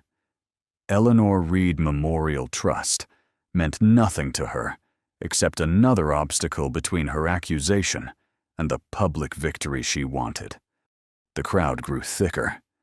Guests who had come to celebrate charity now lingered for scandal. A few recorded openly. Others pretended to check messages while angling their phones toward Malcolm's face. This was how humiliation multiplied in the modern world. It no longer needed a courtroom or a newspaper. It needed only a confident liar, a silent crowd, and a camera hungry enough to turn a human being into content before the truth had time to breathe. Jordan Ellis stood near the valet podium with his hands tight at his sides. He knew something was wrong. The man beside the Ferrari did not move like a thief. He had arrived openly, not in a rush. He had spoken kindly. He had known to ask about the staff meal, a detail no ordinary guest noticed. Most importantly, Jordan had seen the registration card. He had caught the name of the trust, and something about it stirred a memory from the tuition letter he had kept folded in a shoebox at home. The grant that saved his future had come from the Eleanor Reed Memorial Trust. The same words were on the card Vanessa had just refused to believe. Jordan wanted to speak, but fear trapped him. His supervisor had warned the valet staff before the event that Vanessa Caldwell did not tolerate embarrassment. Workers who caused trouble would not be invited back. For Jordan, losing this job meant more than missing a paycheck. It meant falling behind on rent, delaying certification, maybe returning to the same dead-end work he had fought to escape. He watched Vanessa sharpen her accusation, and shame burned in him because he understood how silence could become cooperation. Inside the museum, the gala continued without understanding that its true purpose was being threatened outside the doors. Young students stood near displays of vintage engines, while donors congratulated themselves for generosity. A large banner promised a new future for overlooked talent in automotive engineering. Malcolm had funded that banner. He had funded the scholarships, the mentorship program, and the equipment grants that would follow. Yet outside, the man whose money made the evening possible was being treated as the danger. Vanessa's suspicion quickly became performance. She reminded everyone within earshot that Caldwell Prestige Motors dealt in vehicles worth more than most homes, and could not afford to ignore irregularities. She emphasized that the Ferrari was a rare model, that criminals often targeted events like this, and that responsible leadership required swift action. Every sentence made her sound less like a woman seeking truth and more like someone auditioning for applause. The fact that Malcolm remained composed only irritated her further. She needed him to look guilty. She needed fear in his eyes. She needed the crowd to see what she believed she saw. When museum security arrived, Vanessa did not present uncertainty. She presented conclusion. She described Malcolm as an unauthorized individual attempting to take control of a high-value vehicle connected to her company. The words were careful, polished, and poisonous. They avoided the crudeness of open prejudice while carrying the same conclusion. This man didn't belong here, and therefore his ownership must be impossible. Malcolm again offered documentation. Again, Vanessa's certainty moved faster than anyone's willingness to verify. Security asked Malcolm to step away from the vehicle. He did. That small act of cooperation seemed to disappoint the people waiting for drama. He did not reach into his pocket suddenly. He did not challenge them with anger. He simply stepped back, folded his hands, and asked that the documents be checked before anyone treated an assumption as fact. One guard looked embarrassed. Another looked toward Vanessa, as though her title mattered more than the paperwork in Malcolm's hand. That glance told Malcolm almost everything he needed to know about the culture she had created. Vanessa noticed it too. Power teaches some people to recognize hesitation and punish it before it becomes courage. She pressed harder, reminding the guards that the entire gala was under media coverage and that any delay could become a reputational disaster. What she did not mention was that she had already created the disaster. In her mind, reputation meant controlling how things looked, not whether they were right. The first police car arrived 10 minutes later. To the crowd, it felt like confirmation. People who had been unsure now adjusted their faces into expressions of concern. Police lights have a way of turning suspicion into a script, and once that script begins, many people stop asking who wrote it. Malcolm watched the officers approach. He had known this possibility from the moment Vanessa raised her voice. He had also known that his wealth, his documents, and his education might not protect him quickly enough if the wrong person decided that his calmness was defiance. The lead officer, Daniel Price, was not cruel in the theatrical way Vanessa was cruel. His danger was quieter. He arrived with the fatigue of a man who believed he had seen enough to trust shortcuts. Vanessa gave him her version first. She did it quickly, confidently, and with just enough corporate language to sound credible. She described the Ferrari as possibly stolen from company custody, Malcolm as evasive, and the registration paperwork as suspicious. By the time Malcolm was invited to explain, he was no longer a man beside his own car. He was a suspect, attempting to overcome a story already planted. Malcolm handed over his identification and the registration card. Officer Price studied them, then studied Malcolm, then looked at Vanessa. That sequence mattered. The documents should have been the center of gravity. Instead, the officer's eyes kept returning to the woman in the expensive dress, who seemed so certain. Malcolm recognized the old imbalance. Paper was supposed to speak equally for everyone, but in the real world, paper often needed a powerful person to read it honestly. Vanessa grew bolder when she sensed the officer's uncertainty. She claimed there had been internal alerts about inventory irregularities at a Caldwell service facility. That part was not entirely false, which made the lie more dangerous. There had been irregularities, but they were not caused by Malcolm. They were caused by Vanessa's own pressure on employees to move vehicles and records in ways that made quarterly reports look cleaner than they were. One of those records involved a Ferrari recently serviced under a trust account. Vanessa had seen the paperwork days earlier and ignored the owner's name because she was focused on something else, hiding the fact that charity funds and service charges had been shifted between accounts before the merger review. The Ferrari, in other words, was not evidence of Malcolm's crime. It was evidence of Vanessa's panic. But no one outside the museum knew that yet. All they saw was a black man being questioned beside a car they assumed belonged to someone richer, louder, and more expected. Officer Price asked Malcolm why he had come to the event. Malcolm explained that he had been invited. Vanessa challenged that immediately, claiming she had personally reviewed the VIP list and did not recall seeing his name. She made memory sound like proof. Malcolm did not argue. He simply provided the digital invitation stored on his phone. Vanessa leaned in, saw the donor access credential, and for the first time a flicker of concern crossed her face. It disappeared quickly, but Malcolm saw it. The credential did not list him as Malcolm Reed. It listed him under the name of the trust.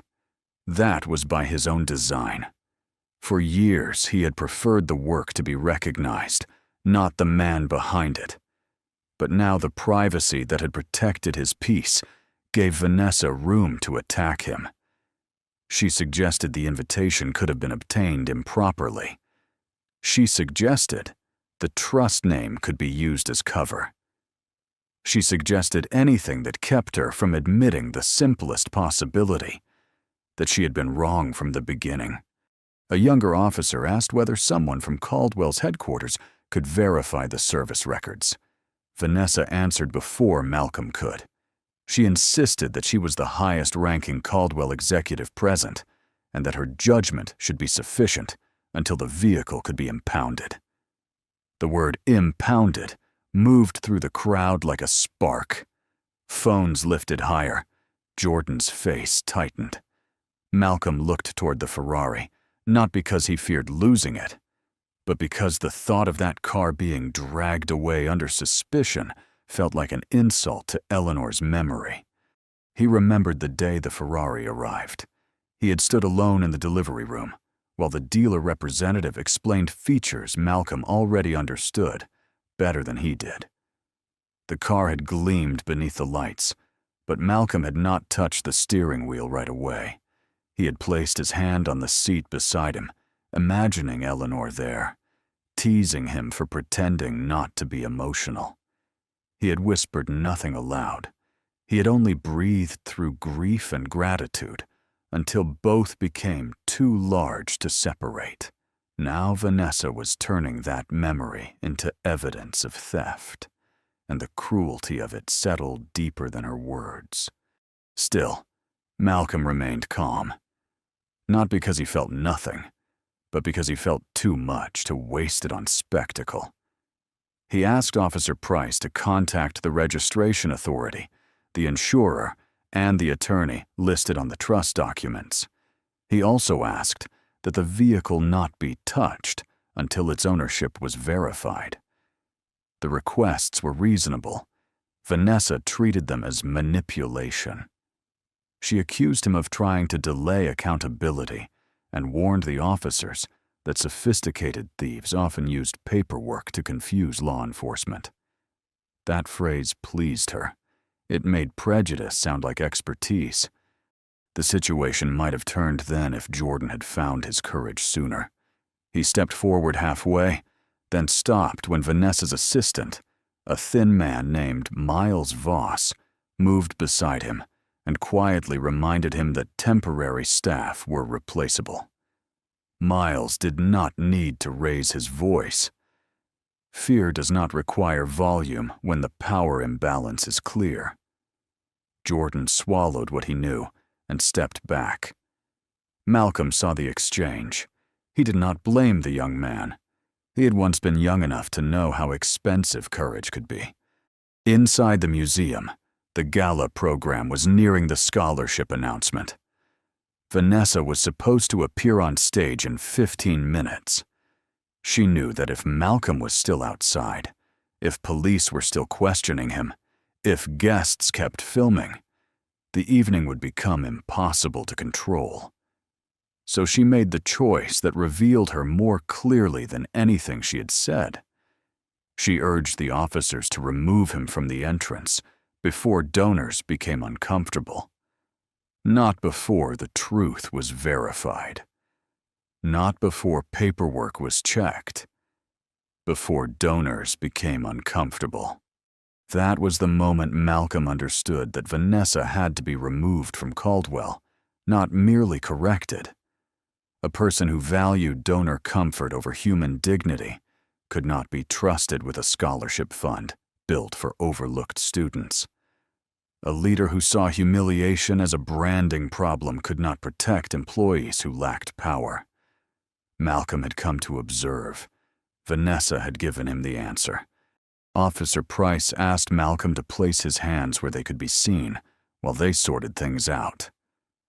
The request was framed as procedure, but procedure can feel very different, depending on whose body carries the risk.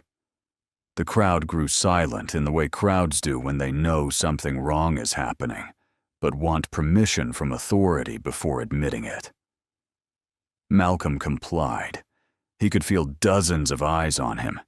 He could feel Eleanor's initials inside the car behind him. He could feel old memories rising. The bank lobby, the hotel elevator, the showroom where a salesman once assumed he was the driver for someone else. Each memory carried the same message. Prove you belong. Prove you are not a threat. Prove you own what you built. Then Jordan finally moved. He did not shout. He did not make a grand speech. He stepped toward Officer Price with his hands trembling and explained that he had seen the registration card, that the trust name matched the scholarship donor materials, and that Malcolm had arrived as an invited guest. His voice shook, but truth does not need to be fearless to matter. Vanessa turned on him instantly. She accused him of interfering in a police matter and warned that his employment would be reviewed. The threat landed exactly where she aimed it. Jordan went pale, but he did not step back this time. That small act changed the air. One of the younger scholarship applicants inside the museum noticed the commotion through the glass. Then another. Soon, several students moved toward the entrance, drawn not by gossip, but by the uneasy recognition that the man outside looked more like their fathers, uncles, neighbors, and future selves than anyone on the gala stage. They had come to be celebrated by a company claiming to believe in overlooked talent. Now they were watching that company's acting CEO overlook truth in real time. Malcolm looked at Jordan with gratitude, but not surprise. Courage often begins as a whisper. He knew that. He also knew Vanessa would punish the young man if she survived the night with power intact. So Malcolm made one final request, this time not to the officer, but to the process itself. He asked that his attorney be contacted immediately and that the board chair of Caldwell Prestige Motors be informed that the trust's representative was being detained at the entrance of the event, funded by that same trust. Vanessa laughed at the phrase trust's representative, not loudly, but with enough contempt for those closest to hear. She thought Malcolm was dressing himself in legal language to escape consequence. She did not understand that he had just given her one last chance to pause before stepping over the edge. Officer Price, still unsure but increasingly aware that the situation was more complicated than Vanessa had claimed, allowed Malcolm to make a call. Malcolm did not call a friend to rescue him emotionally. He called Amina Pierce, the attorney who had protected his interests for 15 years and who had warned him that Vanessa Caldwell's ambition had finally become dangerous. He gave her only a few calm details: the museum entrance, the Ferrari, the attempted impound, the presence of police, and Vanessa's refusal to verify ownership. Amina did not need more. She had been waiting for the machine to expose its broken part. While they waited, Vanessa tried to reclaim control by moving the event forward. She instructed Miles to inform the stage manager that the scholarship announcement would be delayed due to a security issue. That phrase spread quickly through staff radios. Security issue. It sounded clean. It sounded neutral. It erased Malcolm's name, Vanessa's accusation, Jordan's courage, and the simple fact that the only danger present had been created by a woman who mistook her bias for leadership. Minutes passed. The crowd shifted. The police checked the license plate and found no stolen vehicle report. They checked Malcolm's identification and found no warrant, no record, no reason to restrain him. But Vanessa kept insisting that internal company records raised concern. She promised documentation from Caldwell's system, and Miles hurried to retrieve a tablet. When he returned, the record he showed listed the Ferrari as pending corporate hold.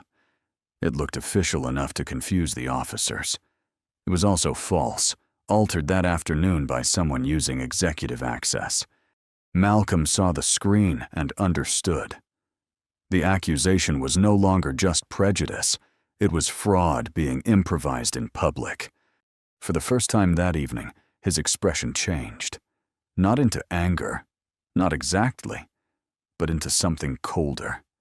Disappointment, sharpened by certainty. Vanessa mistook it for fear and pressed forward, urging the officers to detain him until the discrepancy could be resolved. Officer Price reached for his cuffs, not with eagerness, but with the weary surrender of a man letting a flawed process carry him. Jordan stepped forward again, but a security guard blocked him. Several guests began recording closer. Vanessa's eyes brightened with victory. And in that suspended moment, as Malcolm Reed stood beside the Ferrari that carried his wife's initials, with one officer preparing to turn assumption into restraint, the glass doors of the museum opened behind the crowd. A woman in a gray suit entered with a leather case in one hand and the expression of someone who had not come to negotiate. Behind her walked Bernard Hayes, the board chair Vanessa had been trying to avoid for months, and Marisol Chen, Caldwell's chief financial officer, carrying a folder thick enough to end careers. Vanessa saw them and went still. Malcolm did not smile. He simply lowered his hands and waited for the truth to arrive. Amina Pierce did not need to raise her voice to take control of the entrance. Some people carry authority like jewelry, bright and decorative, meant to be noticed before it is useful. Amina carried it like a blade kept sharp in silence. She moved through the crowd without asking anyone to step aside, and still they did. Bernard Hayes followed with the exhausted look of a man who had ignored too many warning signs and was now watching them gather into proof. Marisol Chen kept her eyes on Vanessa, not with hatred, but with the clean sadness of someone who had finally confirmed what she had feared. Vanessa recovered first, or tried to. She spoke to Bernard as though this were merely an unfortunate misunderstanding caused by an uncooperative guest. She framed the police presence as a necessary precaution. She described Malcolm as evasive, the Ferrari as suspicious, and the altered company record as justification for every humiliating second that had passed. But her words no longer landed with the same force. power depends on the room believing you are the highest authority present. Vanessa had just lost that illusion. Amina asked Officer Price to review the documents in her case before any further action was taken. This time, no one dismissed the paperwork. The first document established the Ferrari's ownership. The vehicle had been purchased legally, insured properly, and registered through the Eleanor Reed Memorial Trust. The VIN matched, the title matched, the insurance matched, the trust documents matched. There was no theft, no unauthorized possession, no legal basis for impoundment. The car belonged to the trust, and Malcolm Reed was its managing trustee. Officer Price's face changed as he read. It was not dramatic, but it was visible. The confidence he had borrowed from Vanessa drained away, leaving behind the discomfort of a man realizing he had nearly placed handcuffs on an innocent person because someone wealthy had sounded certain. He returned Malcolm's identification with a formality that could not repair the damage, but at least stopped it from growing. The younger officer looked relieved. The security guards looked away. Vanessa refused to surrender. She shifted from accusation to confusion, insisting that the internal Caldwell record still listed the car under corporate hold. Marisol Chen opened her folder. That was the moment Vanessa's fear became unmistakable. Marisol had spent weeks tracing irregular entries across Caldwell's systems. At first, she had believed the problem was sloppy management under pressure from the proposed merger. Then she found the charity transfers. Then, the delayed warranty reimbursements. Then, the executive overrides attached to vehicles used as collateral in internal reports. Finally, that afternoon, she saw the Ferrari record altered less than an hour before Malcolm arrived at the gala. The alteration had not been made by a clerk. It had been made through executive credentials assigned to Vanessa Caldwell's office. The crowd did not understand every technical detail, but they understood enough. They understood that the document Vanessa had used to justify suspicion had been changed from inside her own system. They understood that the man she had accused had shown real paperwork, while she had relied on a record that now looked manufactured. Most of all, they understood that the story they had been recording was not the one they thought. Their phones remained raised, but the mood behind them changed. Curiosity became recognition. Recognition became shame. Vanessa tried to blame Miles. Miles looked as though his soul had left him standing there with a tablet in his hands. For months, he had obeyed her, softened her threats into emails, arranged her meetings, and watched her treat fear as a management tool. Now, with police present and the board chair listening, loyalty became too expensive. He admitted that Vanessa had ordered him to pull the Ferrari's service history and flag it before the gala, claiming she needed leverage over an unnamed trust donor who might oppose the merger.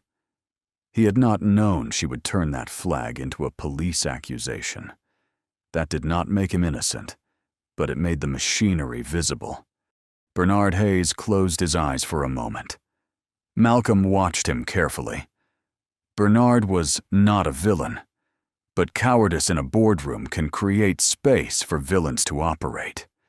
He had allowed Vanessa's aggression because profits had risen. He had accepted her explanations because asking harder questions would have delayed the merger. He had told himself that leadership sometimes required sharp edges.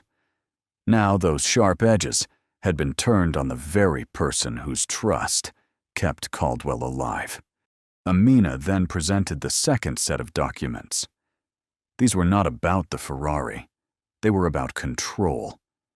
The Eleanor Reed Memorial Trust held the controlling interest in Reed Caldwell Holdings, the private entity that owned the majority of Caldwell Prestige Motors.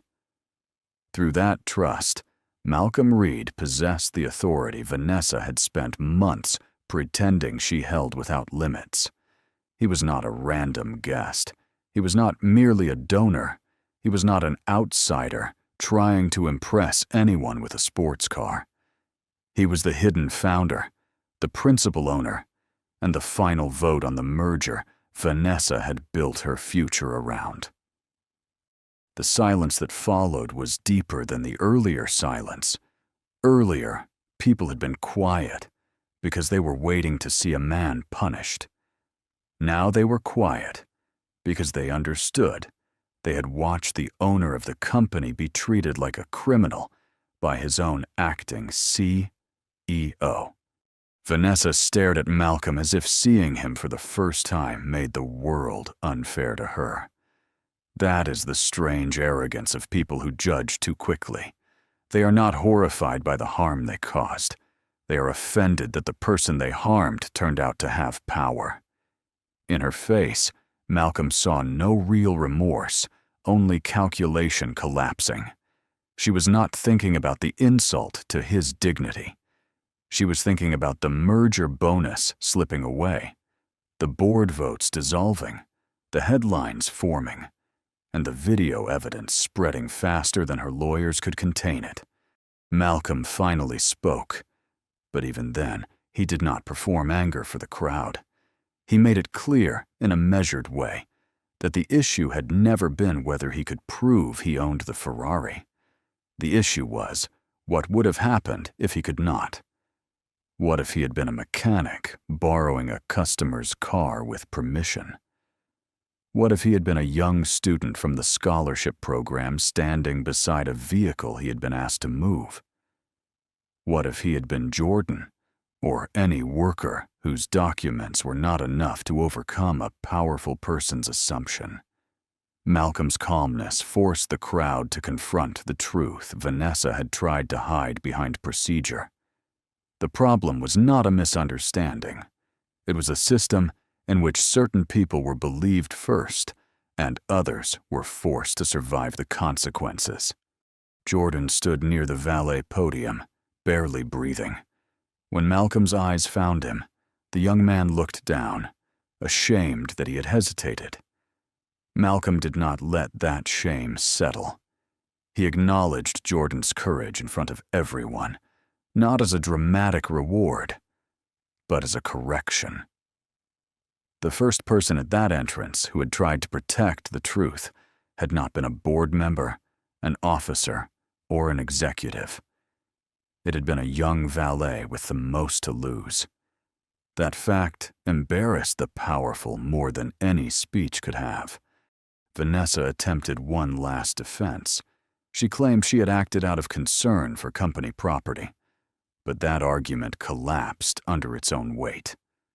Amina reminded the officers and the board that concern for property did not explain why Vanessa ignored valid registration, threatened a witness, pushed for impoundment before verification, or used an altered internal record. Marisol added the financial findings. Transfers from the scholarship event budget to consultant accounts tied to the merger campaign, delayed vendor payments hidden under administrative review, and pressure placed on employees who questioned the numbers. The Ferrari incident had exposed the pattern because Vanessa, in her haste to humiliate Malcolm, had reached for the same tools she used everywhere else: intimidation, optics, and manipulated records. Poetic justice does not always arrive with shouting. Sometimes it arrives as a board chair asking for a badge to be surrendered. Bernard removed Vanessa as acting CEO on the spot, pending a formal investigation. The words were quiet, but they struck harder than any public insult she had thrown at Malcolm. The title she had used as a weapon disappeared in front of the same crowd she had tried to impress. Her access to company systems was suspended. The merger vote was postponed indefinitely. The police opened a separate inquiry into the altered record, and the charity fund she had treated as a branding tool was placed under independent protection by the trust she had mocked. Vanessa's face hardened as she realized there would be no graceful exit. Minutes earlier, she had wanted Malcolm removed from the entrance so donors would not feel uncomfortable. Now donors watched as she was escorted away from the gala she had planned to dominate. She had accused Malcolm of not belonging beside the Ferrari. In the end, she was the one who no longer belonged in the building. The same cameras she had welcomed for publicity captured her fall. The same crowd she had tried to command stepped back from her, as though arrogance itself had become contagious. Malcolm did not celebrate. That disappointed some people watching, but it revealed the difference between justice and revenge. Revenge would have demanded humiliation equal to the humiliation Vanessa had attempted. Justice required something more difficult and more lasting. Malcolm wanted the company repaired. He wanted the scholarship protected. He wanted employees free from fear.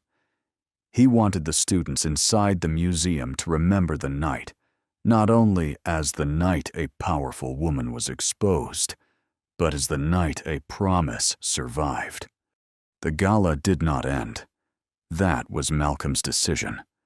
Vanessa's removal created chaos, but Malcolm refused to let her failure become the students' punishment. After a delay, the guests were invited back into the main hall. The mood had changed completely. The champagne seemed less important. The speeches sounded thinner. People who had arrived expecting a pleasant evening of charity now carried the uncomfortable knowledge that charity without dignity is only decoration. When Malcolm entered the hall, he did not enter like a conquering hero. He entered slowly, with Jordan beside him and Amina a few steps behind. The red Ferrari remained outside under the lights, no longer a symbol of suspicion, but of everything people had failed to see. Inside the museum, the scholarship applicants watched him with a different kind of attention. Earlier, some had wondered whether they belonged in such a polished room.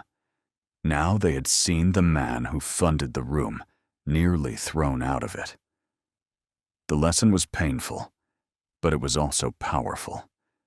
Belonging, they learned, is not always granted by the people guarding the door. Bernard Hayes took the stage first and admitted, with visible difficulty, that the evening's program had nearly been overshadowed by a failure of leadership. He did not reveal every legal detail, but he acknowledged enough for the room to understand that an apology was owed. Then Malcolm was introduced properly, not as a mysterious donor, not as a trust representative, but as the founder whose principles had shaped Caldwell before ambition distorted them. Some guests applauded too quickly, eager to move from discomfort to redemption. Malcolm let the applause fade before the room could use it to absolve itself. He did not give them the speech they expected. He did not describe his net worth. He did not tell a triumphant story about proving people wrong. Instead, he spoke about Eleanor.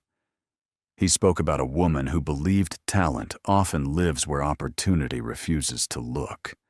He spoke about young mechanics who learn precision from necessity, about students who work night shifts before morning classes, about parents who sacrifice quietly so their children can build something better. He made the room understand that the scholarship was not a public relations gesture. It was a debt paid forward. As he spoke, the meaning of the Ferrari changed again. It was no longer merely a luxury car or even evidence in a public accusation. It became part of a love story. Malcolm explained, without turning grief into spectacle, that the car carried Eleanor's initials because She had taught him to honor the dreams he once felt embarrassed to admit. She had believed that a boy from a forgotten garage could one day own beauty without apologizing for it. The room grew still, not with scandal this time, but with tenderness. Even those who had recorded his humiliation lowered their phones. The scholarship recipients were announced one by one. Jordan was not on the original list because he had already received support through the technical grant program years earlier. But by the end of the evening, Malcolm expanded the initiative. A new fellowship would be created for working students already inside the automotive industry, young people balancing jobs, training, and family obligations. Jordan would become its first mentor trainee, with full tuition support, paid certification leave, and a permanent position in Caldwell's technical development program if he chose it. The announcement was not charity tossed at him for good behavior. It was recognition of what courage had revealed. In the weeks that followed, the video spread far beyond the city. At first, people shared the most dramatic clip. Vanessa accusing Malcolm, the police lights flashing against the Ferrari, the moment Amina arrived with documents. But as longer footage emerged, the conversation changed. Viewers noticed Jordan trying to speak. They noticed Malcolm offering paperwork again and again. They noticed how quickly the crowd believed suspicion when it was spoken by someone expensive. The story became bigger than a Ferrari, bigger than a CEO losing her title, bigger even than one man's vindication. It became a mirror. Caldwell Prestige Motors underwent a reckoning. Malcolm did not burn the company down. He rebuilt its foundation in public. The proposed merger was canceled. An independent audit confirmed misuse of event funds and improper manipulation of internal records. Vanessa faced civil claims, regulatory scrutiny, and the permanent collapse of the image she had curated so carefully. Miles cooperated with investigators and was dismissed from his role. Bernard Hayes resigned from the board after admitting that oversight had failed under his leadership. Marisol Chen was appointed interim president, not because she was flawless, but because she had chosen the truth when silence would have protected her career. The company changed in ways that mattered. Employees received a protected channel for reporting misconduct. Valet workers, porters, mechanics, and junior staff were included in dignity and escalation policies that were not just printed in handbooks, but enforced. Customer contracts were rewritten in plain language. Warranty claims were reviewed. The scholarship fund was expanded and placed under a separate board that included educators, technicians, and former recipients. Malcolm insisted that the people most often ignored by luxury businesses should have a voice in how those businesses measured integrity. As for the Ferrari, Malcolm kept driving it, but not often. He brought it to the museum once each year for the scholarship ceremony, parking it not behind velvet ropes, but near the student entrance, where young people could see it up close. He allowed them to ask questions about the engine, the design, the balance between power and control. He loved those questions because they came from curiosity, not envy. He wanted them to understand that beauty did not belong only to those born near it. It could be studied, built, earned, and honored. 1 year after the incident, a small plaque was installed at the Meridian Auto Museum beside the scholarship wall. It bore Eleanor Reed's name, Malcolm Reed's name, and a sentence simple enough to be remembered by everyone who passed it. It said that dignity is the first door opportunity must open. Malcolm stood before that plaque for a long time after the ceremony ended. No cameras surrounded him then. No crowd demanded a reaction. Jordan, now wearing a technician's jacket instead of a valet uniform, stood nearby and said nothing, because some moments are too full for speech. Malcolm thought about the night Vanessa tried to reduce him to a suspect beside his own car. He thought about the officers, the crowd, the phones, the silence. He thought about how close the truth had come to being delayed by confidence, title, and assumption. He knew that his wealth had helped protect him. His attorney had arrived. His documents had been recognized. His ownership had been too large to ignore. But he also knew that many people never get that kind of rescue. Their truth is smaller on paper, easier to dismiss, and less profitable for strangers to defend. That knowledge kept him humble. It also kept him working. Vanessa eventually faded from headlines, though consequences followed her longer than attention did. She tried to rebuild her reputation through carefully worded statements about stress, misunderstanding, and procedural confusion. But the public had seen too much. More importantly, investigators had seen enough. The world she had built out of image could not survive contact with evidence. For a woman who had valued reputation above character, the punishment was brutally fitting. She had spent years polishing a name while neglecting the truth beneath it. In the end, the name tarnished exactly where the truth had been ignored. Malcolm never said he forgave her publicly. He also never let bitterness become his legacy. Eleanor had taught him that justice should protect the future, not merely punish the past. So he chose to build. He built scholarships. He built protections. He built a company where a young worker could challenge an executive without risking everything. He built the kind of door he wished had opened more easily when he was young. And the red Ferrari remained what it had always been, no matter what Vanessa tried to make it. Not proof of arrogance, not an invitation to envy, not a symbol that one man had become better than anyone else. It was a promise kept.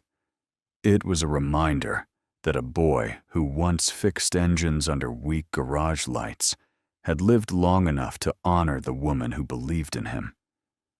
It was also a warning to anyone who judged ownership by appearance, intelligence by accent, dignity by clothing, or worth by the comfort of their assumptions. Because sometimes the quiet man beside the car is not lost. Sometimes he is not lucky. Sometimes he's not trying to impress anyone at all. Sometimes he is the one who built the road, paid for the lights, opened the doors, and still waits patiently to see who will treat him with respect before they know his name. So the next time you see someone standing where you do not expect them to stand, pause before you turn your assumption into a sentence over their life.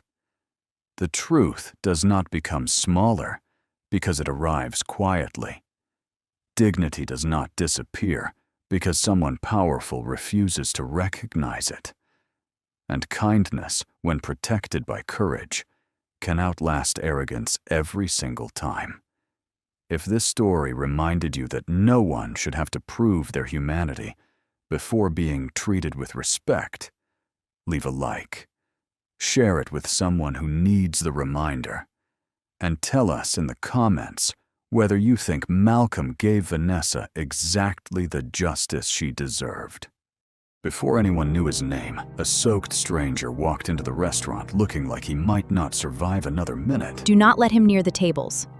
Then his strength faded in the middle of lunch, and the room treated his need like something shameful to avoid. Only Naomi moved toward him, not because she was fearless, but because everyone else had chosen distance. Somebody call emergency services now. Naomi saw a human being where everyone else saw trouble, dirt, danger, or an interruption to their lunch. Please, I'm sorry. Kendra Blythe did not ask whether the man was breathing. She only saw him as a stain on her restaurant. Stand up before you make this place look filthy. Naomi had almost nothing left, but she spent her last money. so the stranger would not reach the hospital hungry. Compassion is not in your job description. Take off the apron. You are done here. Use the back door. Even let her leave through the front door. She sent Naomi into the rain like shame belonged to her. The customers who had watched Naomi kneel beside a dying man now watched her lose her job for it. Some looked away. Some looked embarrassed. Some looked relieved that the punishment had not landed on them. Only one person tried to follow her. A busboy named Isaiah, barely 19, took 2 steps forward before Kendra's stare pinned him back in place. He had 2 younger sisters and a mother on disability. Fear did what cruelty always depends on it to do. Naomi left with her apron folded in her hands, her final tip still trapped in Kendra's locked drawer, and rain soaking through her shoes by the time she reached the bus stop. That night, she told her Aunt Lottie only part of the truth. Lottie Reed was 68, though illness had aged her unevenly. Some mornings, she remembered entire hymns from childhood and the smell of Naomi's mother's perfume. Other mornings, she forgot the word for window. A stroke 3 years earlier had weakened her left side, and a slow fog had settled over her memory after that, arriving in patches that came and went without warning. Naomi had moved into the little apartment on Anson Street to care for her after Naomi's mother died of heart failure, because there had been no one else willing and no money for proper help. Naomi had once been on a different path. At 18, she had graduated near the top of her class, with a scholarship letter from a nursing program folded in a Bible on her mother's dresser. Teachers had called her steady. Counselors had called her promising. Her mother had called her the one who would break the cycle. But cycles do not break just because a letter says congratulations. Sometimes they tighten. Sometimes a hospital bill arrives. Sometimes a caregiver is needed more urgently than a dreamer. So Naomi traded lecture halls for double shifts, textbooks for order pads, and a future with clean white shoes for work shoes that pinched until her toes went numb. She did not regret caring for Lottie. Love was not the problem. The problem was that love did not pay rent, did not refill prescriptions, did not stop landlords from taping notices to doors. The problem was that people praised sacrifice from a distance, then punished the person making it for being tired. By dawn, after the longest night of her life, Naomi had calculated everything and found no answer. Without the diner, she had no paycheck. Without the paycheck, she had no rent. Without rent, Lottie could lose the only home she recognized. Naomi had prayed, but even prayer felt like it had to squeeze through a ceiling crowded with other desperate voices. Then the envelope came. It did not arrive in the mail. It did not come with a knock. It slid silently under the door just before sunrise, a pale blue rectangle against the scratched wooden floor. Naomi stared at it for several seconds before standing. Her first thought was that it might be another notice from the landlord. Her second was that she no longer had room in her chest for one more bad thing. The envelope had her name written across the front in dark ink, not printed. Written, Naomi Reed. The letters were careful, almost old-fashioned. There was no return address, only a small embossed mark in the corner, a lantern surrounded by 3 waves. Inside was not money. That almost disappointed her before she could stop herself. Inside was a single card, thick and expensive, with an address on East Bay Street and a request for her presence that morning at 9. Beneath the address was a line that made Naomi sit down before her knees could make the decision for her. It said that her act at the Mariners' table had not gone unseen. That was all. No explanation. No signature she recognized. Just that sentence, sitting in her lap like a match struck in a dark room. Naomi almost threw it away. People in trouble learn caution. Miracles, when they appear too suddenly, often come with hidden hooks. But the address belonged to the old Peabody House, a restored building near the harbor that Naomi knew only from passing it on the bus. It had once been a shipping office. Now, according to the brass plaque she had seen from the sidewalk, it belonged to something called the Lantern Harbor Foundation. She searched the name on her cracked phone. The screen loaded slowly, then showed a website full of polished photographs, food programs, mobile clinics, emergency shelters, legal aid, hurricane relief. The foundation had been started decades earlier by a shipping family that had turned old warehouse money into charity. Its current chair was a woman named Celeste Vane, known in Charleston for giving away money with one hand and guarding her privacy with the other. Naomi did not understand what any of it had to do with her. Still, at 8:30, after making sure Lottie had breakfast and leaving the neighbor with a number to call in case of trouble, Naomi put on her cleanest blouse, brushed lint from her coat, and took the bus toward East Bay Street. She carried the blue envelope in her bag like evidence in a trial no one had explained. The Peabody House looked even larger up close. Its windows were tall and arched, its brick washed clean by rain, its front steps flanked by planters full of white flowers that looked too expensive to touch. Naomi paused at the bottom step, suddenly aware of her shoes, her tired eyes, and the faint smell of diner grease still caught in her hair, no matter how carefully she had washed it. A security guard opened the door before she reached it. He did not ask whether she belonged. He said her name with respect and guided her inside. That unsettled her, more than suspicion would have. The lobby was warm and quiet.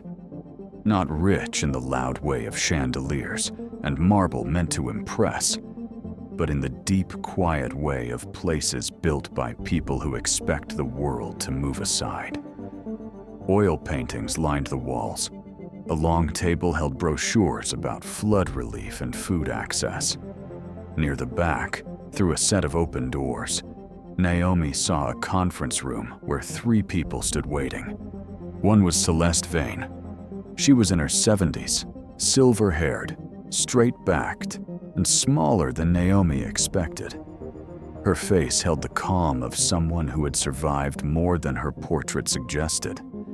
Beside her stood a lawyer with a leather folder, and near the window, wrapped in a clean sweater, thinner but alive, was the man from the diner. Naomi stopped breathing for a moment. The man looked different without rainwater dripping from his coat. His beard had been trimmed. His skin still carried the grayness of recovery, but his eyes were clear. He was not polished.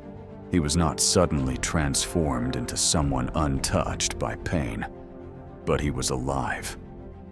And when he saw Naomi, the shame in his expression changed into something more fragile and more difficult to bear: gratitude. Celeste Vane did not begin with grand speeches. She explained gently that the man Naomi had helped was named Adrian Vane, her only son. He had not been missing in the way newspapers like to describe missing heirs. His story was messier, more human, and far less convenient for gossip. Years earlier, after the death of his wife and little daughter in a highway accident, Adrian had withdrawn from the world he once helped serve. Grief had taken the shape of silence, then isolation, then a long wandering that no family money could easily fix. He had refused interviews, refused board meetings, refused even the name that tied him to wealth. For months, he had been living between shelters, ferry terminals, and hospital waiting rooms, convinced that the comfort of his family was something he no longer deserved. The Foundation had searched for him quietly. Too much publicity could have turned his suffering into entertainment. Too much pressure could have driven him farther away. On the day Naomi found him, Adrian had been trying to reach the Foundation office on foot after losing his medication and his wallet during a storm. He had made it only as far as the mariner's table. Every person in that restaurant had seen a problem. Naomi had seen a person. Celeste made sure Naomi understood that this difference had likely saved Adrian's life. The emergency physician had said another hour in the cold rain, with his blood sugar collapsing and his body weakened, might have ended very differently. The meal Naomi paid for had arrived with the paramedics' paperwork and had become the detail that made everyone at the hospital talk, not because of its cost, but because of what it cost Naomi. Naomi felt heat rise behind her eyes. She tried to say that anyone would have done the same, but even as the thought formed, she knew it was not true. Everyone had been there. Everyone had seen him. Most had chosen distance. Celeste then did something Naomi did not expect. She did not offer a reward in the crude way people sometimes pay for conscience, as if kindness were a lost wallet returned for a fee. Instead, she asked Naomi about her life, not with pity, not with the polished curiosity of donors touring poverty for an afternoon. She asked as if Naomi's answers mattered. Naomi did not tell everything at first. Pride has its own survival instinct. But Celeste had spent decades listening to people who were tired of needing help, and she knew how to wait. Slowly, Naomi told her about Lottie, the unpaid rent, the nursing scholarship that had expired, the diner job, and the way Kendra had dismissed her in front of a room full of witnesses. She left out the most humiliating details until Adrian, from beside the window, lowered his head as though each one had landed on him personally. By the end of the meeting, Naomi's life had changed in ways she could not immediately absorb.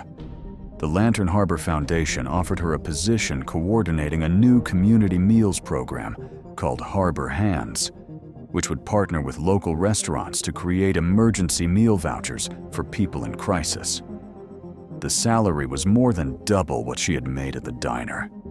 The benefits included home care support that could help with Lottie's medical needs.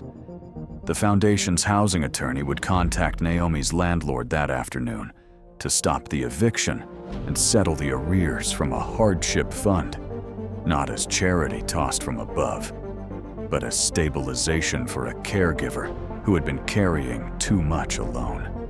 Naomi listened with her hands clasped so tightly her knuckles ached.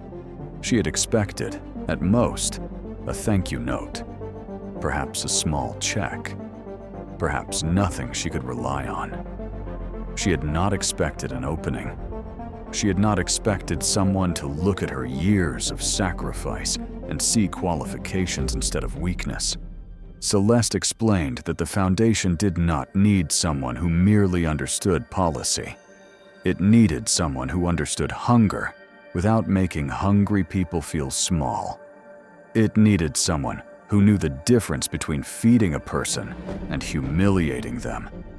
It needed someone who had proven, under pressure, that human dignity mattered even when it was inconvenient. Naomi accepted. But stories like Naomi's do not end the moment good news arrives. In real life, blessings often disturb the people who benefited from your struggle. And Kendra Blythe had built too much of her little kingdom on Naomi, staying silent, poor, and disposable to accept Naomi's rise quietly. At first, Kendra only heard rumors. A delivery driver mentioned that the waitress she had fired had been seen entering the Peabody house. A former customer called the restaurant, asking whether it was true, that the woman who helped the collapsed man now worked for the Lantern Harbor Foundation. Isaiah, trying and failing to hide his smile, told another server that Naomi's rent had been handled and her aunt would get medical support. By closing time, Kendra was no longer angry. She was afraid. Fear is different in people who are used to having power. It does not make them humble. It makes them dangerous. Kendra knew things the staff did not. She knew that for nearly 2 years, she had been skimming from the cash drawer in small amounts that looked like counting errors. She knew she had been marking donated community meals as served, then pocketing the reimbursement money when the owner was away. She knew she had refused hungry people at the door while reporting that the restaurant had participated in local relief efforts. She knew the jar labeled Storm Meal Fund had been emptied by her hand more than once. Its coins and bills treated as a private bonus for the trouble of pretending to care. She also knew Naomi had noticed irregularities. Naomi had never accused her. Naomi had been too busy surviving. But she had asked questions. She had once wondered why a church group's prepaid meal vouchers were missing from the drawer. She had once found a voided receipt under the printer with Kendra's manager code on it. She had once given a free bowl of gumbo to a veteran after Kendra claimed the voucher program had ended, only for Naomi to discover the next week that the program was still active. At the time, Kendra had dismissed the questions as confusion. Now she saw them as threats.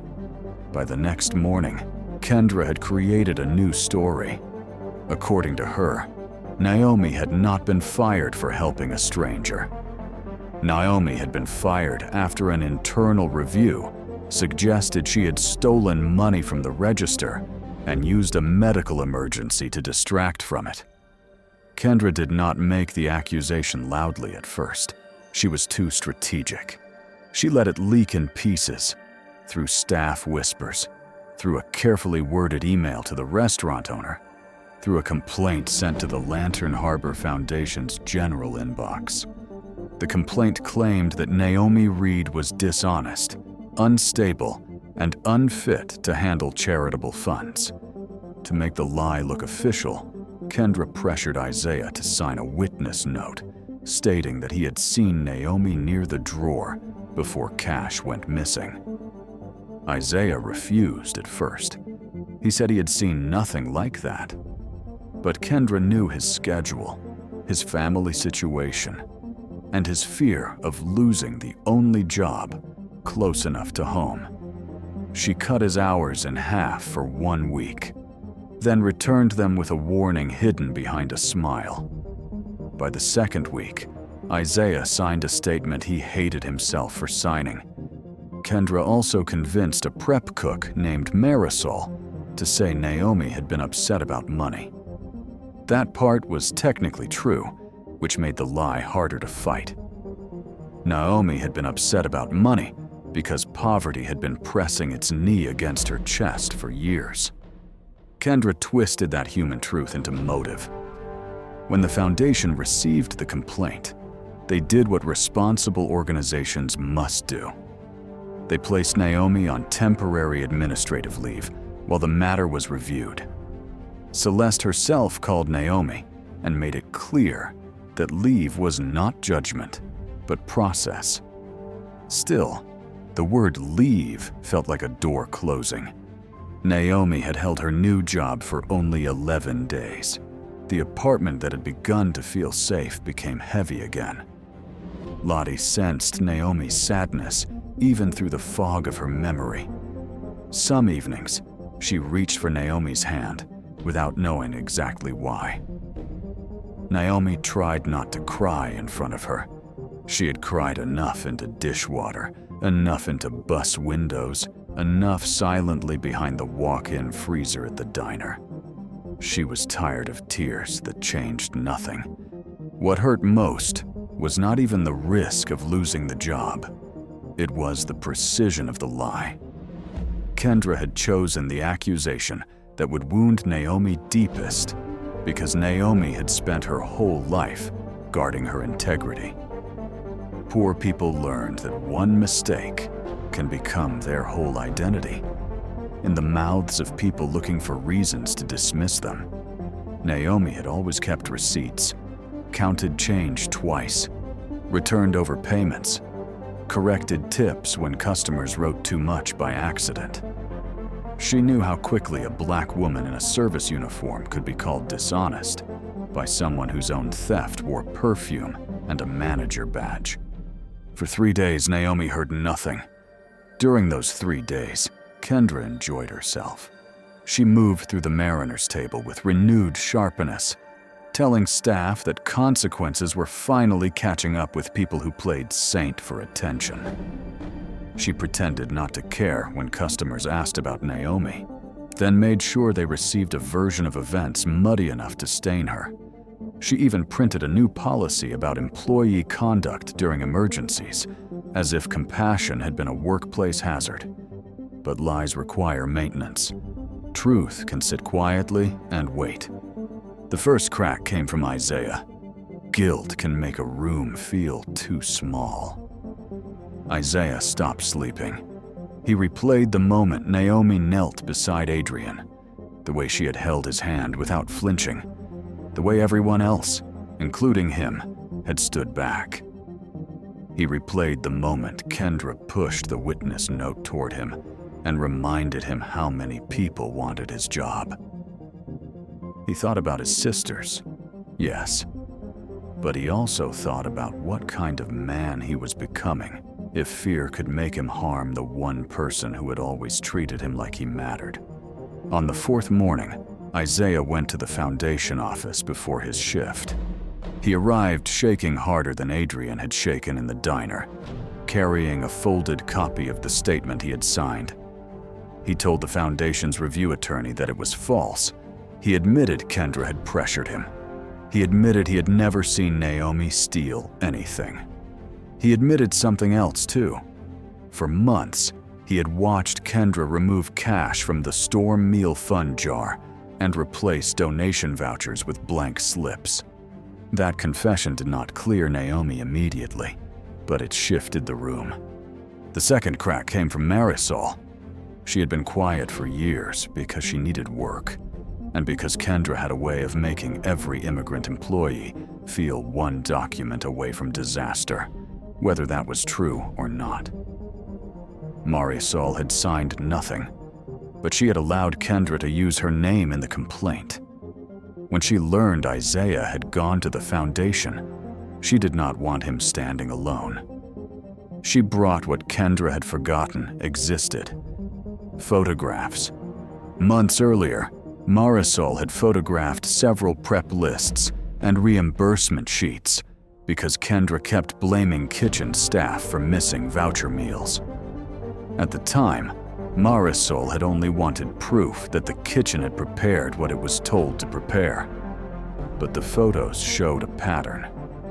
On days when the restaurant claimed to have served 20 donated meals, the kitchen had prepared 6.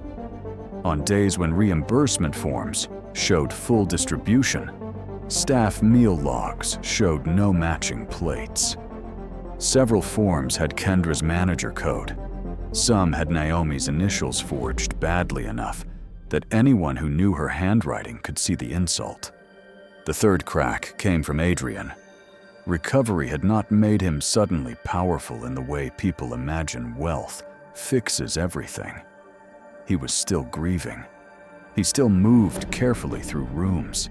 He still carried guilt like a second spine.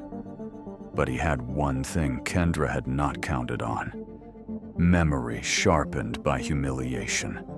Adrian remembered the man in the navy suit recording him when he fell. He remembered the angle of the phone. He remembered the table. He remembered the woman at the register who had complained about the interruption while filming half the room. The foundation's attorney tracked the video after a younger staff member found a clipped version online, posted without context, under a caption mocking the stranger on the floor. The internet, for all its cruelty, sometimes preserves what liars hope will disappear. The clipped version showed Naomi kneeling. It showed customers backing away. It showed Kendra standing with folded arms. But it did not show the register clearly. The foundation needed more. The restaurant's internal cameras, according to Kendra, had malfunctioned that day. The owner, Mr. Harlan Cho, was told the system had overwritten the footage. That should have ended the matter. It did not. Mr. Cho had inherited the mariner's table from his father, who had opened it after serving as a Navy cook. Harlan was not a cruel man, but he was an absent one. And absence in leadership often becomes permission for someone worse to take over. He had trusted Kendra because she kept the restaurant profitable and problems quiet. He had ignored small complaints because he was tired, overextended, and grieving his own divorce. When the Lantern Harbor Foundation contacted him directly, he expected a misunderstanding. Instead, he discovered that his security system had not failed. Kendra had disabled the local storage, but she had forgotten about the backup connected to the insurance provider after a break-in the previous year. The footage wasn't on the restaurant computer. It was in a secure archive she did not know how to erase. Harlan watched it alone first. He watched Naomi serving tables during the rush. He watched Adrian enter, soaked and unsteady. He watched the room recoil. He watched Naomi kneel while Kendra stood back. He watched Naomi ask for emergency help. He watched her pay at the register with her own debit card, not remove money from it. He watched Kendra take Naomi's apron and send her out the side door. Then Harlan kept watching. The archive held more than that day. It held weeks. It held Kendra opening the donation jar after closing. It held her removing envelopes from the voucher drawer. It held her entering manager codes during cash outs, voiding meals that had been paid for by community partners, and slipping bills into the side pocket of her blazer.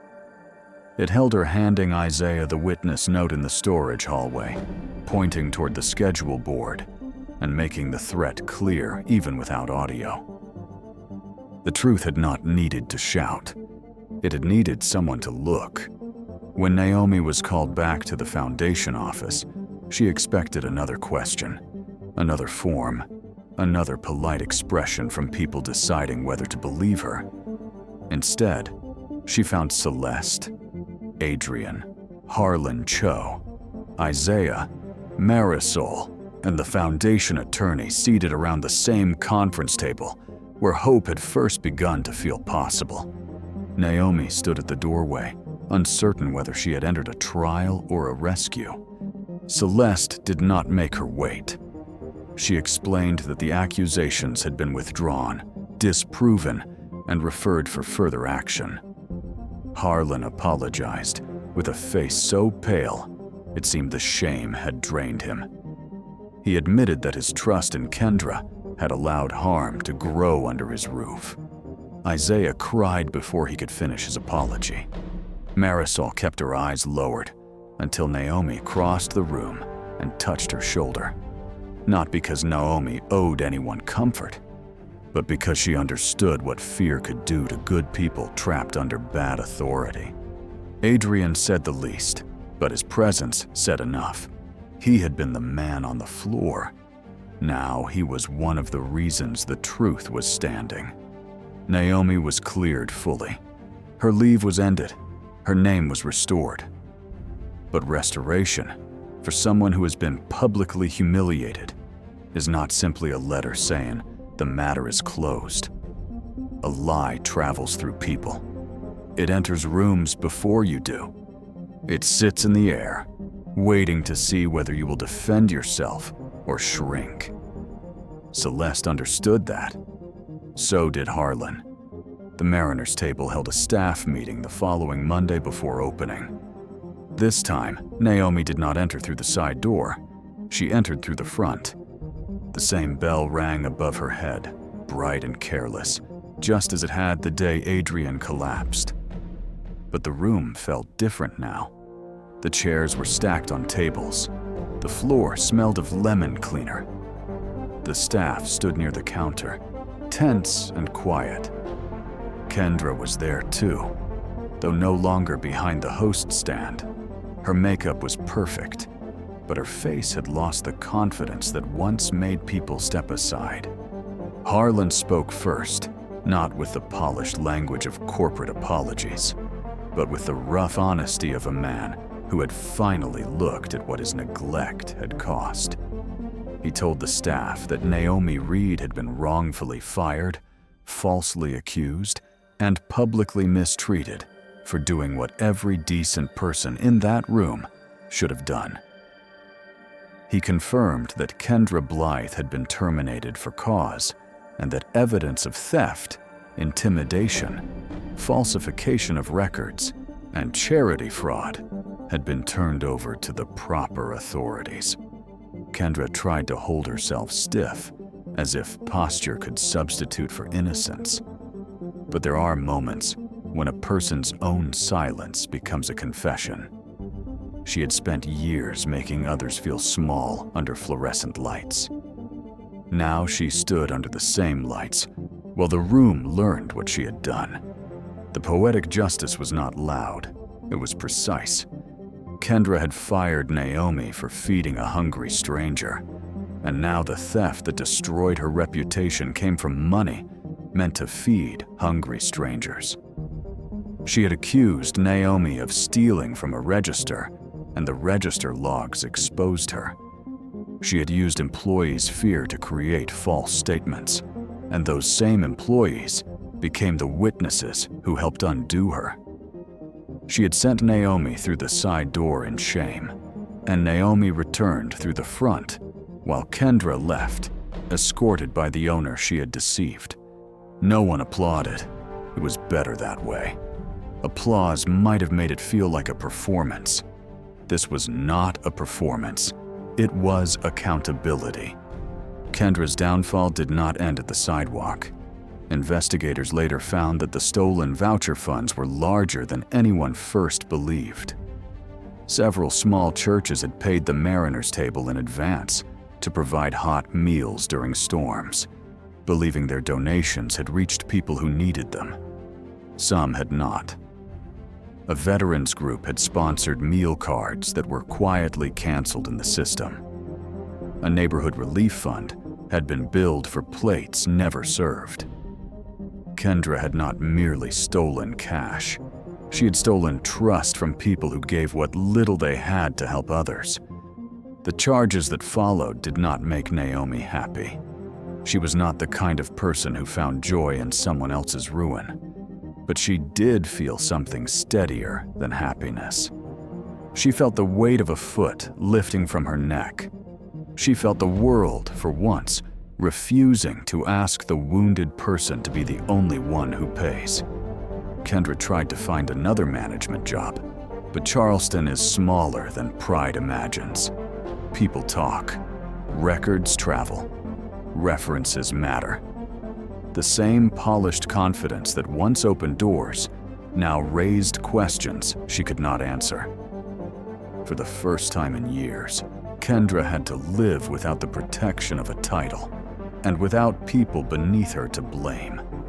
Naomi returned to the Lantern Harbor Foundation the next day, not as a woman rescued by luck, but as someone beginning the work she had been preparing for her whole life without knowing it. Harbor Hand started small. At first, it was only a list of 5 restaurants willing to keep emergency meal cards behind the counter. The cards were simple, with no public label that could embarrass the person using them. A church, a shelter nurse, a bus driver, or a school counselor could request one. The meal would be served without questions, without a speech, without making hunger prove itself worthy. Naomi insisted on that. Hunger had already humiliated people enough. She built the program from memory as much as training. She remembered the mother counting coins under the table. She remembered the veteran turned away over a missing voucher. She remembered Adrian's hand trembling on a cold tile floor while strangers measured whether he deserved to be touched. She remembered all the people she had served at the mariners' table who were one bad week away from becoming invisible. Her first major policy was called the warm seat rule. Any participating restaurant that accepted foundation funds had to agree that a person in crisis could sit inside safely while waiting for help, even if they could not order immediately. No one would be forced back into rain because discomfort was bad for business. No one would be treated like a threat for needing warmth. Some restaurant owners resisted. They worried about image, customer complaints, and liability. Naomi listened. Then she told them, calmly and without accusation, that a business afraid of being seen helping hungry people was not actually afraid of liability. It was afraid of being reminded what community means. A surprising number signed after that. The mariners' table became one of the first official partners. Harlan Cho did more than sign. He changed the restaurant. He installed transparent accounting for every donated meal. He created a staff emergency fund. He hired an outside manager with nonprofit experience. He raised wages modestly but meaningfully, because guilt without structural change is only emotion wearing a better suit. He also placed a small brass plaque near the entrance, not with Naomi's face or a dramatic version of the story, but with a simple line that said every person who entered hungry deserved to leave treated as human. Naomi did not ask for the plaque. At first, she did not even like it. She worried it made her one act of kindness seem exceptional when she believed it should have been ordinary. But Celeste told her that reminders were necessary because decency often disappears not from one grand act of evil, but from 100 small permissions to look away. Adrian slowly returned to himself, though not to the man he had been before tragedy.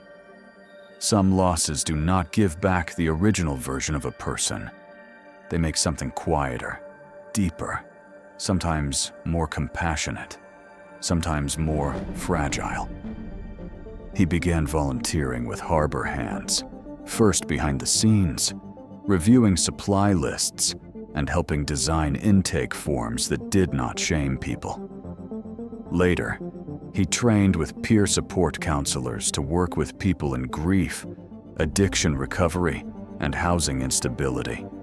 He did not pretend his family name had saved him. In fact, he understood more clearly than anyone that it almost had not.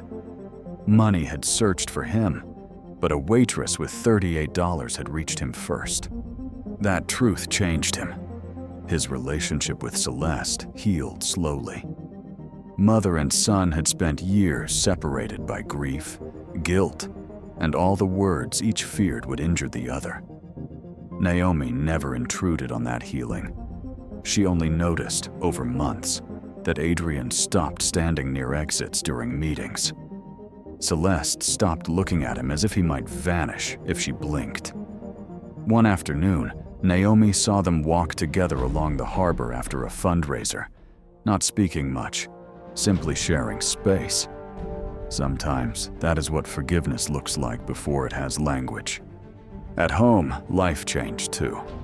The foundation helped Naomi and Lottie move from the drafty apartment on Anson Street into a small but bright unit near a park, with an elevator, reliable heat, and a window where Lottie could watch children chasing pigeons in the afternoon.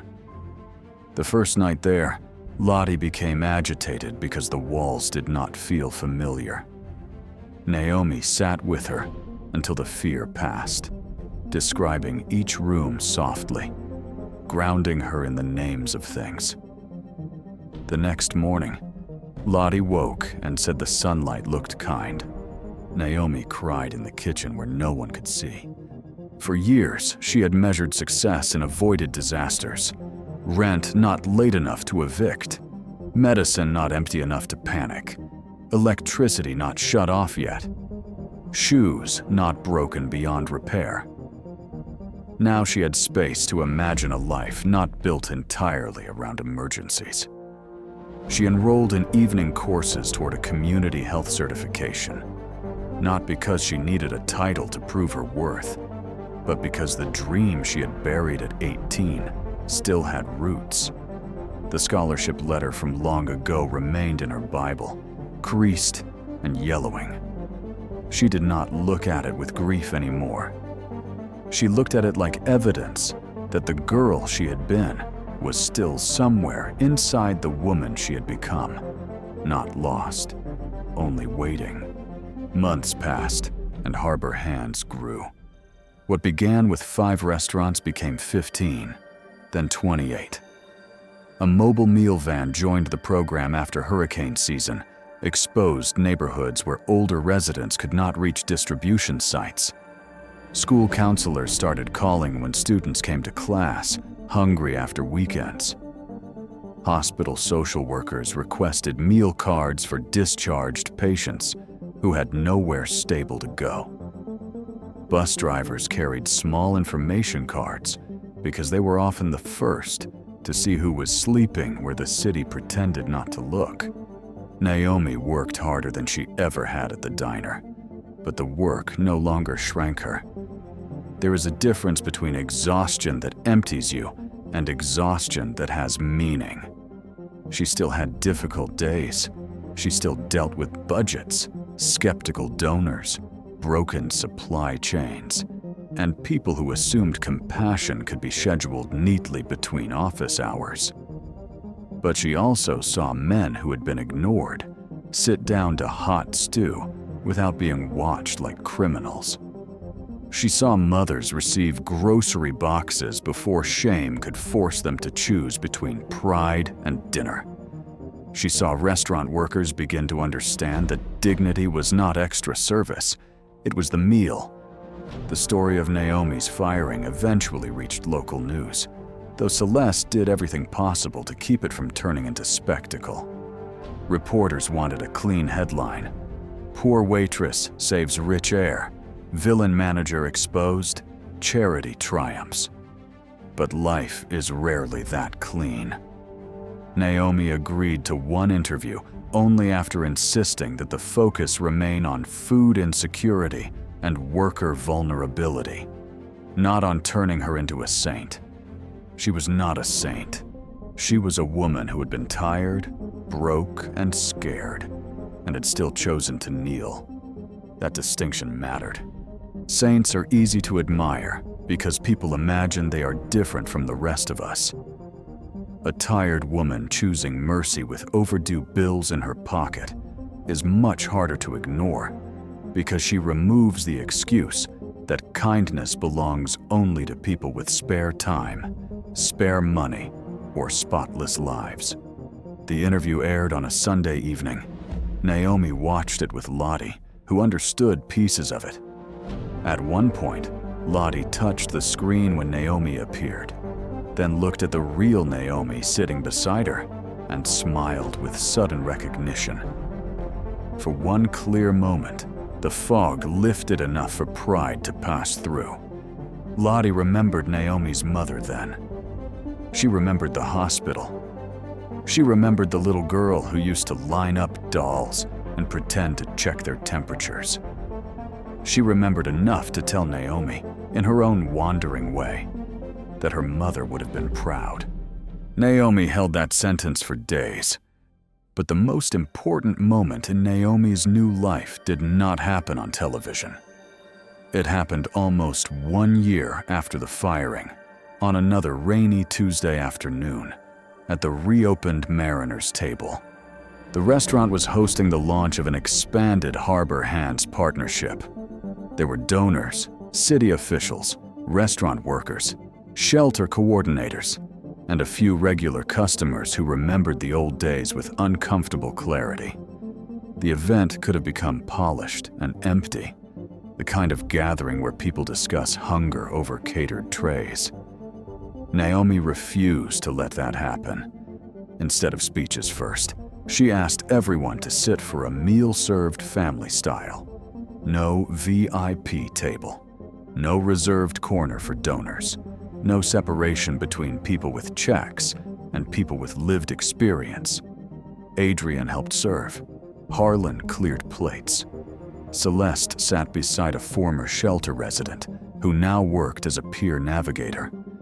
The room, once divided by fear and judgment, felt almost unfamiliar in its warmth.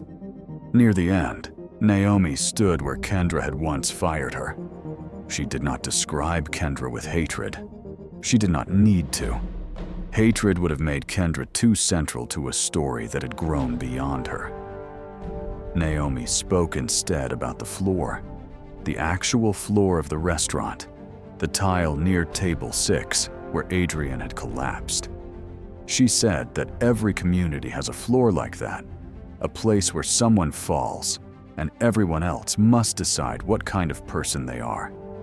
Some step back, some record, some complain about the inconvenience, and sometimes one person kneels, not because they are fearless, but because they know what it feels like to need someone. She explained that harbor hands existed to make kneeling less lonely.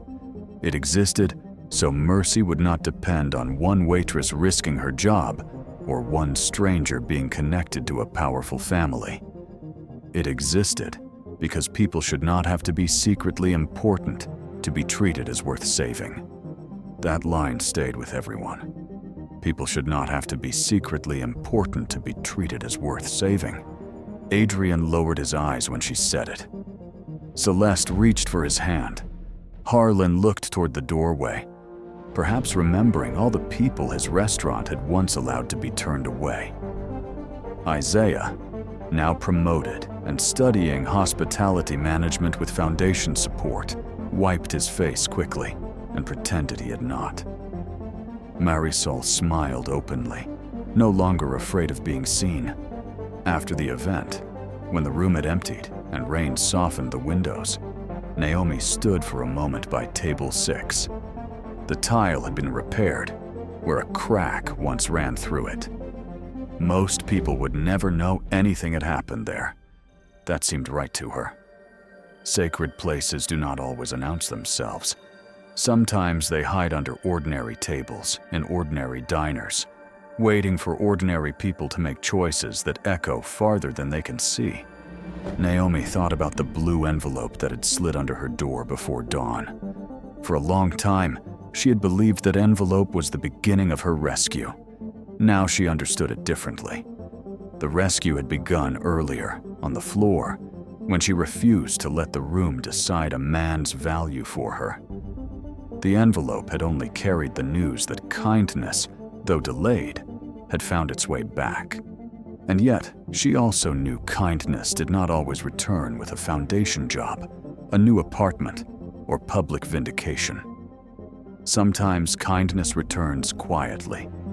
Sometimes it returns years later, through a child who remembers being fed. Sometimes it returns only as the knowledge that you did not become cruel when cruelty would have been easier. That kind of return is harder to measure, but it is real. Naomi kept the blue envelope. She framed it in her office, not because of the address or the embossed lantern, but because of the sentence inside.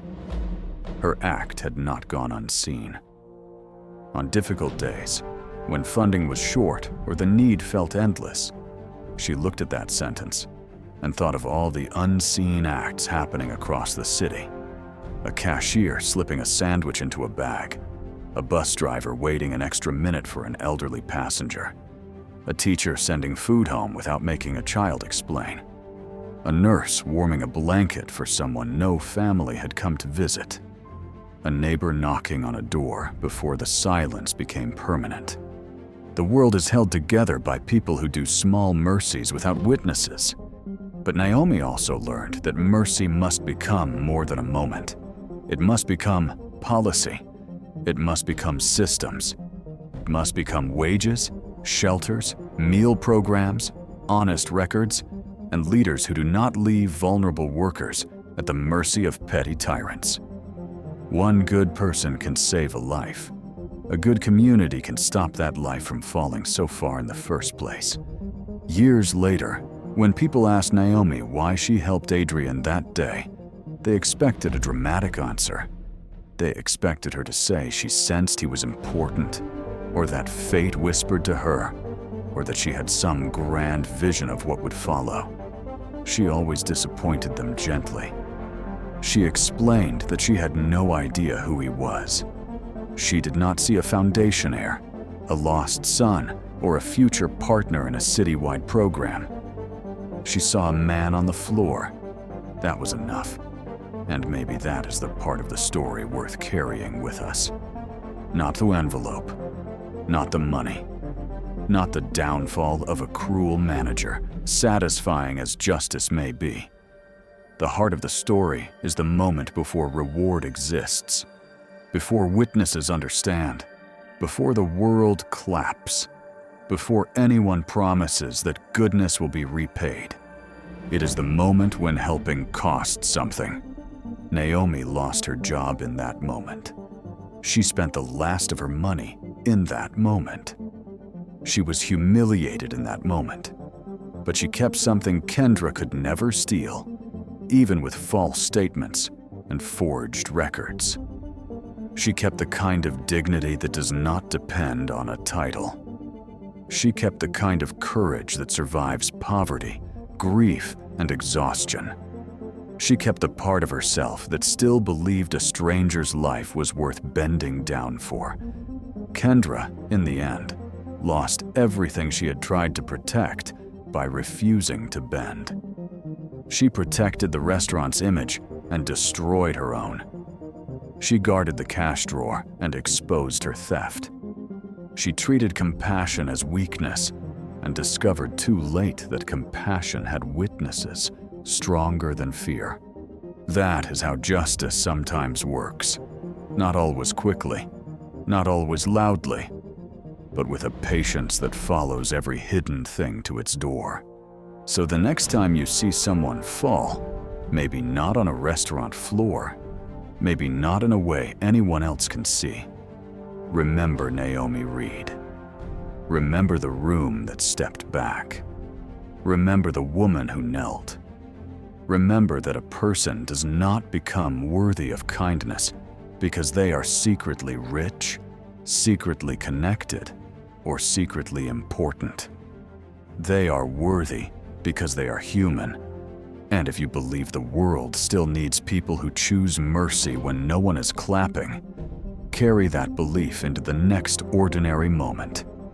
Because somewhere, in a diner, on a bus, in a hospital hallway, under a leaking roof, someone is waiting to find out whether the room will turn away or whether one person will remember what humanity is supposed to look like.